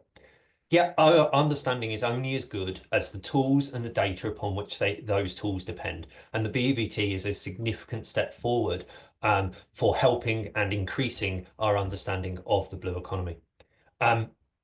We have an opportunity to look at the blue economy from a range of different perspectives and build an inclusive and just long-term economic outlook. For me, understanding not only the economy, but also the extent of our ecosystem assets is critical to developing a plan that increases the resilience and reduces the vulnerability of the coastal communities, but also the economy as a wider ecosystem. We need to accurately reflect, therefore, the condition of those ecosystems, not just the presence of the assets, because the higher condition of the ecosystems, the greater the value of the ecosystem services provided to our economy, both in non-market and market terms. The linkages, therefore, between the natural assets and our productive capital has never been more critical to understand, and it's absolutely central to a productive blue economy. Developing the understanding, therefore, of the nature economic linkages and these dependencies, such as through input-output type matrices, will enable us to direct the limited resources that we have to the areas that are most productive and most efficient for investments. Just rapidly turning to a slightly different set of data, though, is we must not forget the importance of locally and crucially blue relevant social data, such as dependency on the ocean for food and nutrition security, gender and marginalized sections of society, but also the cultural values. The inclusion of indigenous and local knowledge into our understanding of the ocean economy and the productivity base of the ocean economy is absolutely critical. Partnering with local communities and knowledge holders offers those unique perspectives on the role of the blue economy and significantly increases our chances of successful development planning and ultimately achieving a sustainable ocean economy, a sustainable blue economy, whichever your choice of phrasing may be. But what's from some of our research has shown in Southern Africa, not South Africa, Southern Africa, these knowledge groups can actually inform the ecosystem classification and the understanding of those services provided from those ecosystems, thus allowing us to understand the services provided to our blue economy and therefore protect our blue economy even better. BEVT offers a practical and a key holistic snapshot of our country's blue economy, allowing one to understand the vital role that it can play. I guess my final point, and I'll wrap up here, is that it's important that these processes are institutionalized, replicable, and comparable across time periods and countries. This builds the ability to use these data in a range of applications, from development planning, but to finance mobilization such as blue bonds. The data tracking and inputs need to enable this. Without this, we'll not be able to provide long-term adaptive decision-making and effective measurement and verification and reporting MRV systems. Given I'm from the partnership, I just mentioned Ocean Accounting. It is also based on UN standards, which include social, economic, and environment dimensions similar to the BEVT, but offer perhaps the next step to the institutionalization. For example, just a couple of examples of where it's been used. Maldives has used this approach to identify points of coastal vulnerability and required investment, and also the impact of for example, coral bleaching events. So it's a good real-time tracking or potential real-time tracking. The environmental assets in this case were identified using satellite data to ensure that regular tracking. The accounts have been implemented in over 30 countries around the world, including the Iora region. Interesting, Indonesia were talked about at the start. Indonesia is a key global exemplar of how these accounts can be delivered. The neat thing is, though, which I've recognized today, is that there's very little crossover in the countries implementing the BEVT and countries implementing ocean accounts. In fact, there's almost no crossover. So that's really comforting because we're not duplicating efforts, we're effectively complementing efforts. It's only together we can achieve the long-term sustainable development of the ocean. And actually, in this spirit, I should just mention Costa Rica will launch a multi-country pledge at the UN Ocean Conference in Nice to advance ocean accounting for evidence-based decision-making for the ocean economy by 2030, and welcoming as many countries who wish to join them on this journey to join them on the journey. Thank you, Chair. I'll stop there, and thank you very much. Thank you. Thank you so much, Phil, to actually contextualize it properly, I mean, and put the relevance of it in terms of the last ocean conference that has happened, and also to emphasize the need to institutionalize it. So I see I see definitely avenues for further discussions, but I think we can take that on another platform separately. But I would like to open the floor now to other questions. I see the hand of Bernardino Neto. I'm just going to allow you, I think there's a button that I need to press. You can intervene at that, yeah. Yes. Bernardino? Yes, we can hear you very, very distantly. Eu estou a dizer, vou falar em português. Gostaria que os caros colegas, os participantes pudessem se equipar, não é? Me faço entender? We can hear you. Please proceed. Do we have interpretation? Ok. E então, bom dia. Aqui é o Bernardino Neto, do Ministério do Planeamento da República de Angola. Devo agradecer todo o vosso esforço na realização deste evento.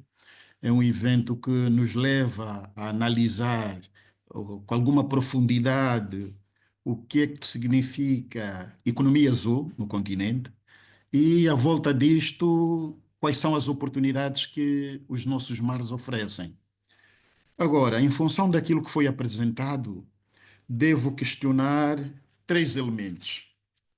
Os primeiros era para perguntar, os consultores que apresentaram esta comunicação, creio que a Raquel, que foi a primeira a trazer a contextualização, se já viajaram à África no período da noite. Isto para dizer o quê? O nosso continente à noite parece uma árvore de Natal, pelos navios que neles circulam. E quem faz um inventário das relações que nós temos, pelo menos com a União Europeia, com o Japão, com a China, desde os anos 1975 para cá, são 50 anos. E o que é que nós notamos? Dentro desta parceria, desta cooperação, nenhum Estado está equipado com uma marinha mercante. Não temos estados no continente com uma frota pesqueira de forma duradoura e de forma sustentável. E o que é mais engraçado, o peixe do continente africano não serve à população africana, serve a poucos africanos. E aqueles que conseguem ter peixe, o peixe está muito caro. Então era para olhar para esta parceria que o continente africano vai estabelecendo, se não está num tempo de mudarmos de modelo, porque este modelo que está ali acabou saqueando os mares do continente. Hoje no continente nós não temos algumas espécies, no caso do atum, está precisamente desaparecido. E depois os equipamentos para dar poder naval e poder pescatório para os Estados africanos quase que são inexistentes. Todas as nossas economias têm de começar do zero para poder ter este tipo de equipamentos. Então, nós pensamos que, ao nível da Agenda 2063, precisamos pensar novos modelos para que, de facto, a economia azul sirva aos africanos. Mas isto vai depender das políticas e das parcerias que os africanos fazem. Porque hoje por hoje, e aqui termino, não estamos muito bem quando, por exemplo, os nossos estados não têm capacidade de fiscalização dos nossos mares. Não têm fiscalização nem sequer de medir, em termos de controlo daquilo que os nossos mares são capazes de dar, quer a União Europeia, quer o Japão, quer a China. E quando olhamos para o capítulo do emprego, é um setor que os africanos são apenas funcionários de terceira categoria. Nunca estão no comando dos navios, não são os capitães de navio. Então, penso que, enquanto União Africana, enquanto Estados africanos, devemos de facto parar e olhar que este modelo que funcionou até 2025 não é o modelo mais indicado. Precisamos agora um modelo mais sustentável, um modelo que traga de facto inclusão da grande densidade demográfica do continente. Muito obrigado e era esta a minha contribuição.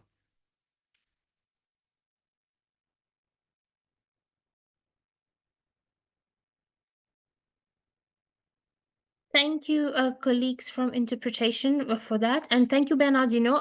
Well noted on your intervention. In fact, I have the answer for that, but I'm not the expert. So I would, if she doesn't mind, Simon, my colleague, is online. I'm just going to ask Simon to just briefly explain, because Bernardino is speaking about the policy that is required for us to benefit from the fisheries, for example, of our sea, that we do not have access currently because we do not have the capacities for it.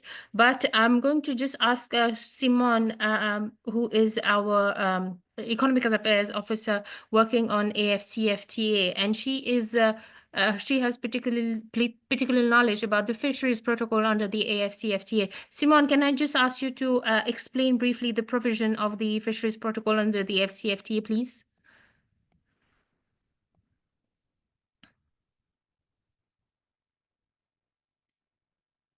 Simon.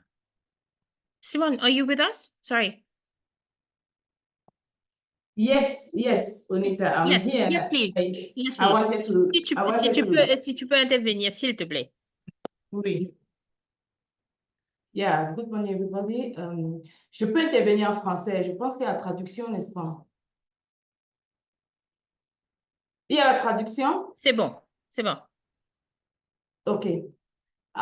Oui, comme Odita m'a demandé d'intervenir, c'est surtout par rapport aux provisions qui sont contenues dans l'accord de la ZLECAf concernant les produits de la pêche. En fait, pour les produits de la pêche, il y a des provisions spécifiques pour ce qui est des produits de la pêche. Parce qu'en fait, l'espace maritime doit être protégé. Et l'espace maritime est délimité. Normalement, il y a la zone maritime qui appartient au territoire, c'est-à-dire jusqu'à 12 miles après la côte. Ça appartient au territoire. Tout produit qui est pêché dans cette zone-là appartient au pays auquel appartient la côte. Après la côte, on a la zone économique exclusive. Et à partir de ce moment-là, il y a des provisions spécifiques qui sont liées peut-être au capital du bateau, comment est constitué le capital du navire-usine qui procède à la pêche du produit de la mer.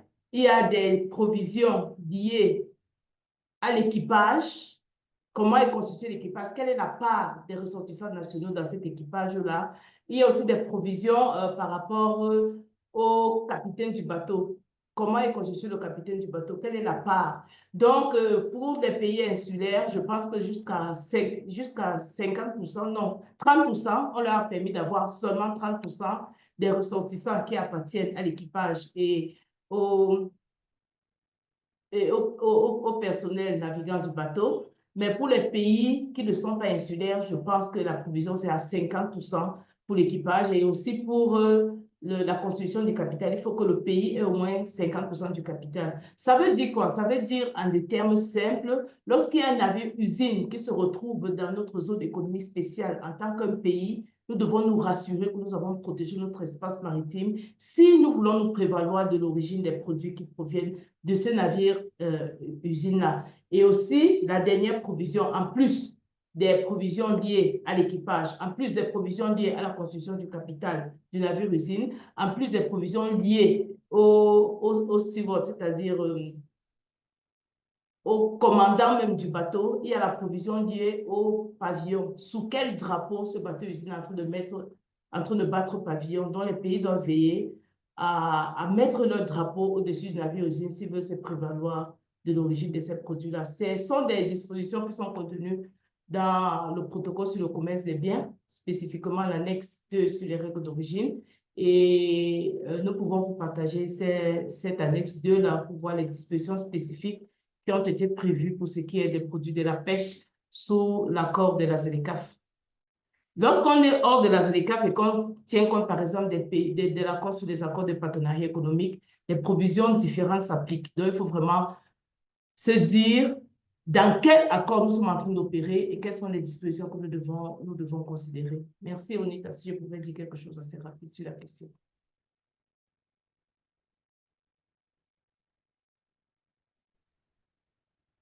Onita? Thank you very much, Simon, for this insight, because, I mean, the provisions do exist, in fact, and I can see Emelang reacting, in fact, that Ethiopia also has a shipping line, and actually they are following, they are actually leveraging on these provisions under the protocol to be able to train sufficient crew to actually make the most of their seas, and well, not the seas, but I mean, to make the most of the agreements that are available. So there have been, these are new. Obviously, the AFCFTA is now, I mean, getting to the implementation stage. So it's going to take time, obviously, to have the required capacities, but it's certainly, the provisions are certainly there. With that, I'm not going to, I'm going to call on Dr. Mohamed Sese. So Dr. Sese is a senior official at the African Union Inter-African Bureau for Animal Resources and a very frequent collaborator of UNECA. So Dr. Sese, a few words from you, please. Yeah, thank you very much, Juanita. I've listened to the various presentations. They're very, very important. They are in tune of what the African Union is doing to support the African Union member state and regional economic communities in order to strengthen their blue economic initiatives, both nationally and regionally.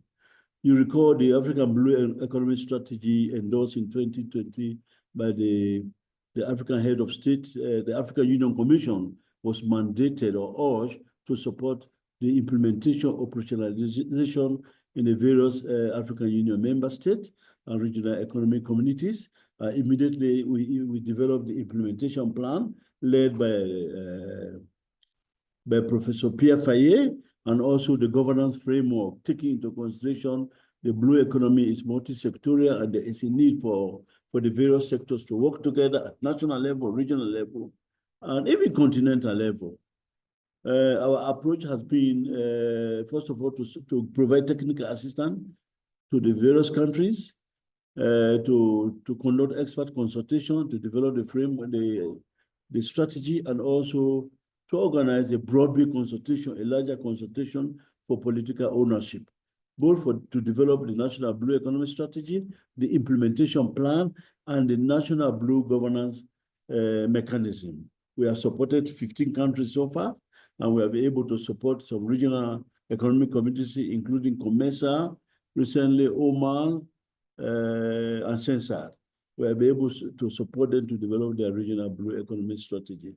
But also, we created sensitization because we recognized the concept was a little bit strange, well, relatively a new concept in the African continent. So we organized a huge sensitization workshop on blue governance mechanism, marine spatial planning, the nexus between marine ecosystem, and also blue economy.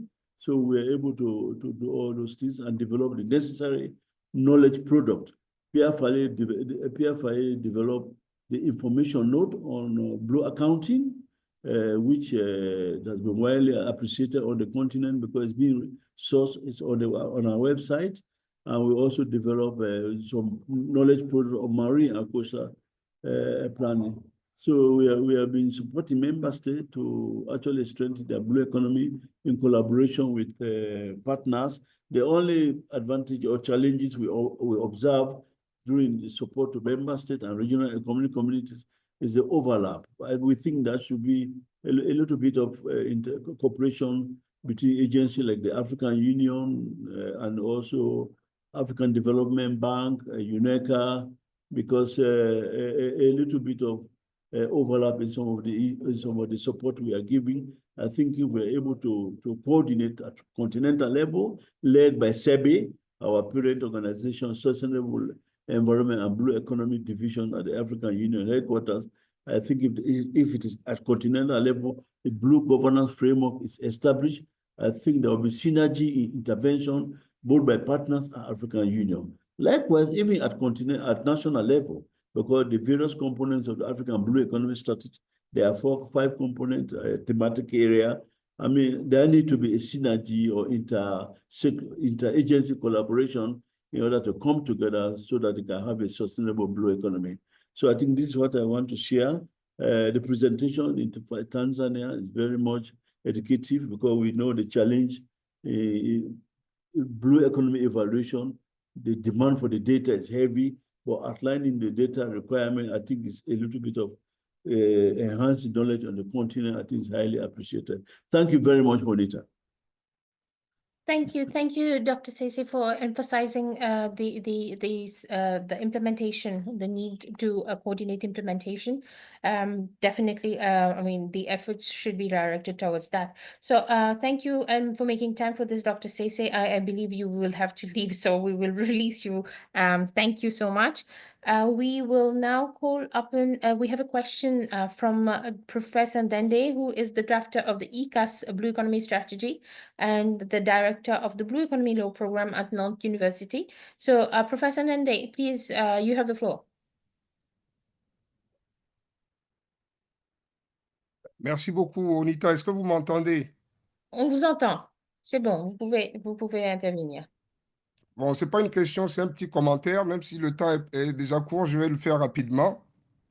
Je salue d'abord tous les intervenants, mais aussi les deux SROs, Central Africa et East Africa, avec Jacques-Claude Mastaki et Andrew Molt et tous les collègues. Et je voulais juste d'abord dire, je salue aussi bien sûr Mohamed Sissé qui vient d'intervenir. Je voulais tout d'abord dire que par rapport à l'intervention de Madame Simone Assa Kwete, qui est très intéressante. Je suis un peu réservé sur ce qu'elle a dit sur la gestion des ressources en zone économique exclusive. Ce qu'elle a dit sur la mer territoriale est tout à fait parfait. Sur la zone économique exclusive, il faut faire très attention. Il ne s'agit pas de pavillon, il ne s'agit pas de 20%, 30%. Ça s'appelle zone économique exclusive. Ça veut dire que l'État côtier a des droits souverains en matière d'exploitation des ressources économiques. Donc, ce n'est pas le partenaire qui lui dit ce qu'il faut faire, c'est lui, en tant qu'État côtier, qui définit ce qu'il faut faire. Ce qu'il faut faire. Il a des droits souverains en matière économique, donc pêche, ressources minérales, etc., etc. Il ne faut pas oublier cet aspect des choses. Donc, il faut mettre en avant la Convention de Montego Bay, qui est très claire sur ces questions-là. Les partenaires ne doivent pas égarer les États. C'est une zone économique exclusive. Ça s'appelle comme ça. Donc voilà la première précision que je voulais faire. La deuxième chose que je voulais dire, c'est de saluer les intervenants, parce que moi, quand j'étais à la CEA, j'ai fait 5 années à la CEA, j'avais beaucoup insisté sur les piliers de l'économie bleue. Tout mon travail a souvent été sur rappeler ça, qu'il faut des piliers de l'économie bleue. Nous sommes tous d'accord aujourd'hui que l'économie bleue, c'est de l'économie et qu'il faut développer les 5 domaines thématiques de l'économie bleue en tant que secteur de l'économie. Donc, il faut vraiment bétonner cette partie-là pour que l'économie bleue des États africains renaisse, que ça produise, n'est-ce pas, pour les États, pour les particuliers, etc. Donc, le pilier économique doit être central. Et j'ai également entendu avec plaisir le pilier social et le pilier environnemental. Ça, c'est très bien. Mais ma petite crainte, c'est qu'on ne réalise pas encore qu'il y a un 4e pilier sur lequel j'insiste souvent. C'est le pilier sécuritaire. Il n'y a pas d'économie bleue durable sans sécurité et sans sûreté. Si vous prenez la sécurité, c'est la prévention des accidents, prévention et lutte contre les accidents. Je vais vous donner juste 2 exemples. Prenez ce qui s'est passé au Liban. L'explosion du port de Liban a tué l'économie bleue de ce pays. Donc, si un pays n'a pas des dispositions de sécurité maritime, son économie bleue n'est pas durable. Si nous avons une explosion de plateformes de forage, par exemple en Afrique centrale, l'économie bleue est morte. Donc, il faut développer la dimension de la sécurité maritime. Tout comme nous devons également développer la dimension de la sûreté, c'est-à-dire la lutte contre, la prévention et la lutte contre la piraterie, le terrorisme, les actes illicites et la criminalité maritime au sens large. Il faut savoir que même la criminalité, la cybercriminalité est devenue aujourd'hui un problème grave qui peut tuer l'économie bleue d'un pays. Donc, il faut vraiment que nous entrions cette dimension sécurité et sûreté dans notre stratégie. Et c'est ce que nous rappelle la charte de Lomé. C'est une charte sur la sécurité et la sûreté maritime pour le développement. Voilà, je peux être un peu plus long, mais je vais m'arrêter là parce que c'est très important d'impliquer toutes ces dimensions de l'économie bleue dans notre stratégie africaine, de celle des régions et de celle des États. Voilà, merci beaucoup pour m'avoir donné la parole. Thank you for the good remarks, Professor Ndende. Actually, I'm being signaled that it's time. We will have to close. Also, because our colleagues, the interpreters, have been with us for quite some time now, and we will have to start to wrap up. I see one hand from Georges. Georges, if you can keep it to 1 minute, we'll be really pleased. Otherwise, we will have to wrap up. So if I can give you 1 minute.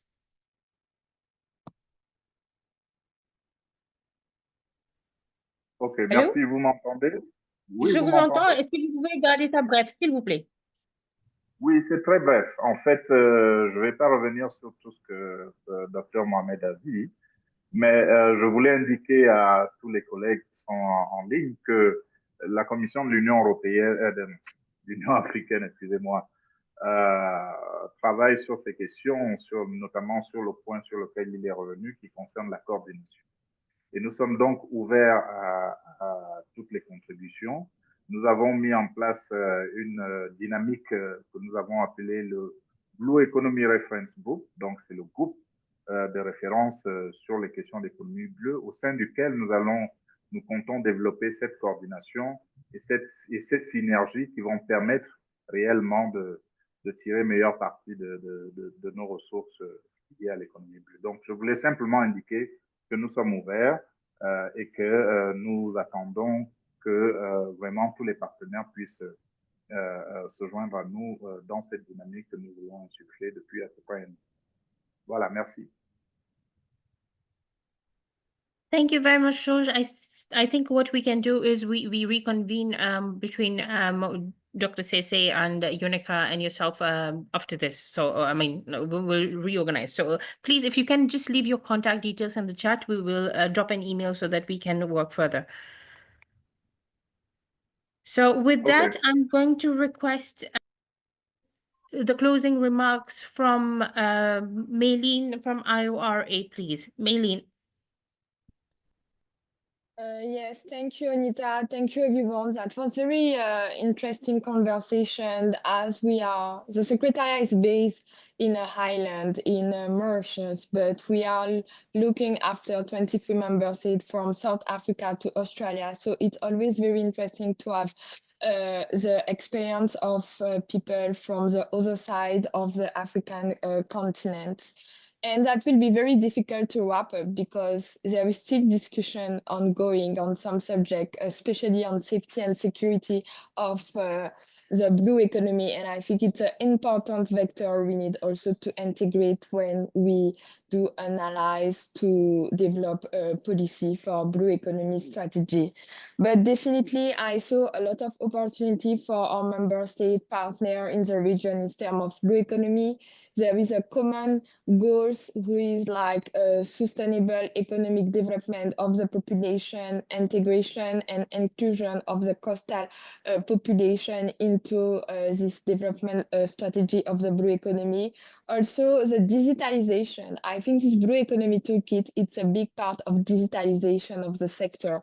Of course, there is some traits such as the cybersecurity that we need also to start to think about deeper, but digitalization of the blue economy means like we will be more inclusive and more state will be able to develop this sector in an environmental and sustainable manner. So on my side, like I saw like there is a lot of opportunity for synergies, sharing best practice, knowledge sharing. Also, there is a need to train the right people to support the development and the implementation of this blue economy toolkit, such as statisticians, economists, and others.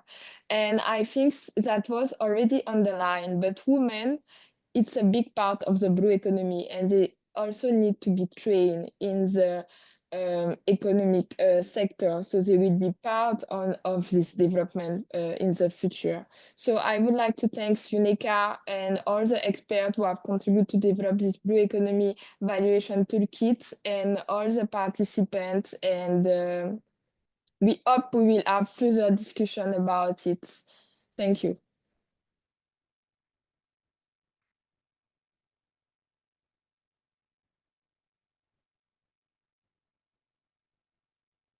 Onita, I will leave the floor for you. Yes, thank you. Thank you very much, Maylene. I will request our officer in charge. So Moult, he is online. So Andrew, if you can give the closing remarks on behalf of UNECA, please.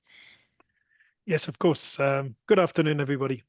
So on behalf of our Executive Secretary, Clava Gatete, I'd like to thank everybody for staying with us through this 2-hour webinar on the Blue Economy Valuation Toolkit.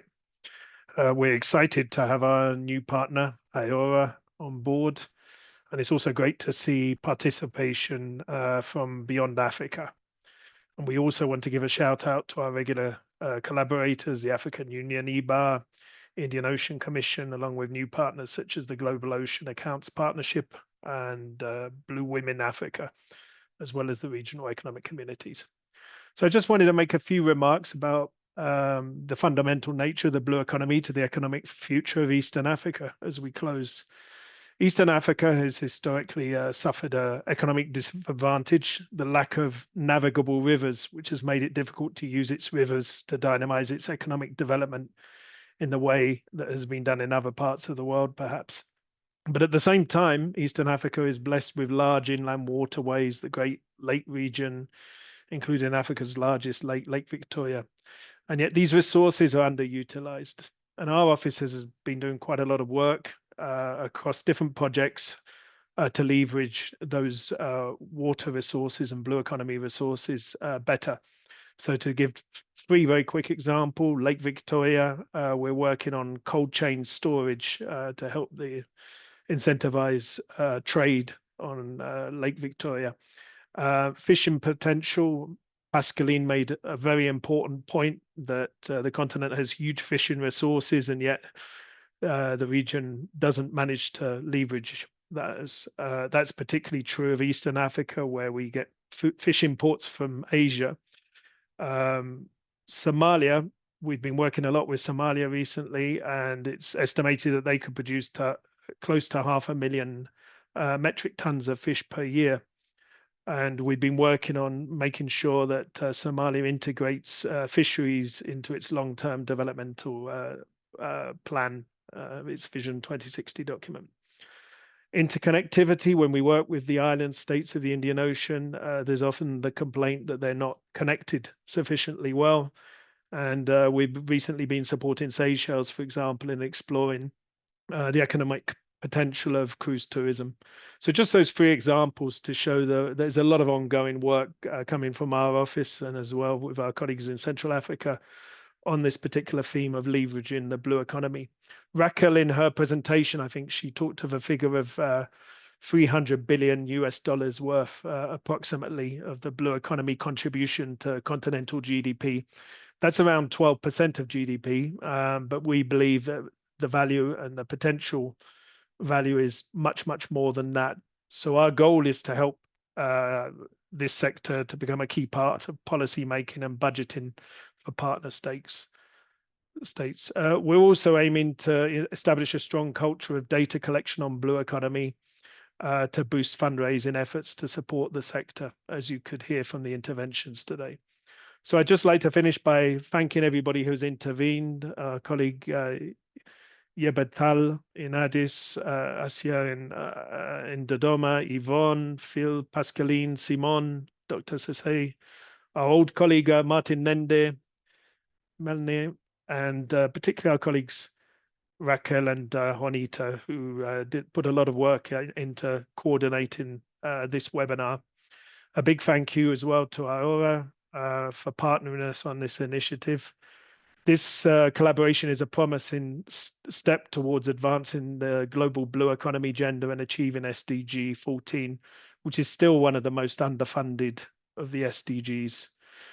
The wide participation today shows great potential for greater support to our member states in this area, and we're looking forward to seeing this partnership grow. So thank you very much, everybody, for attending.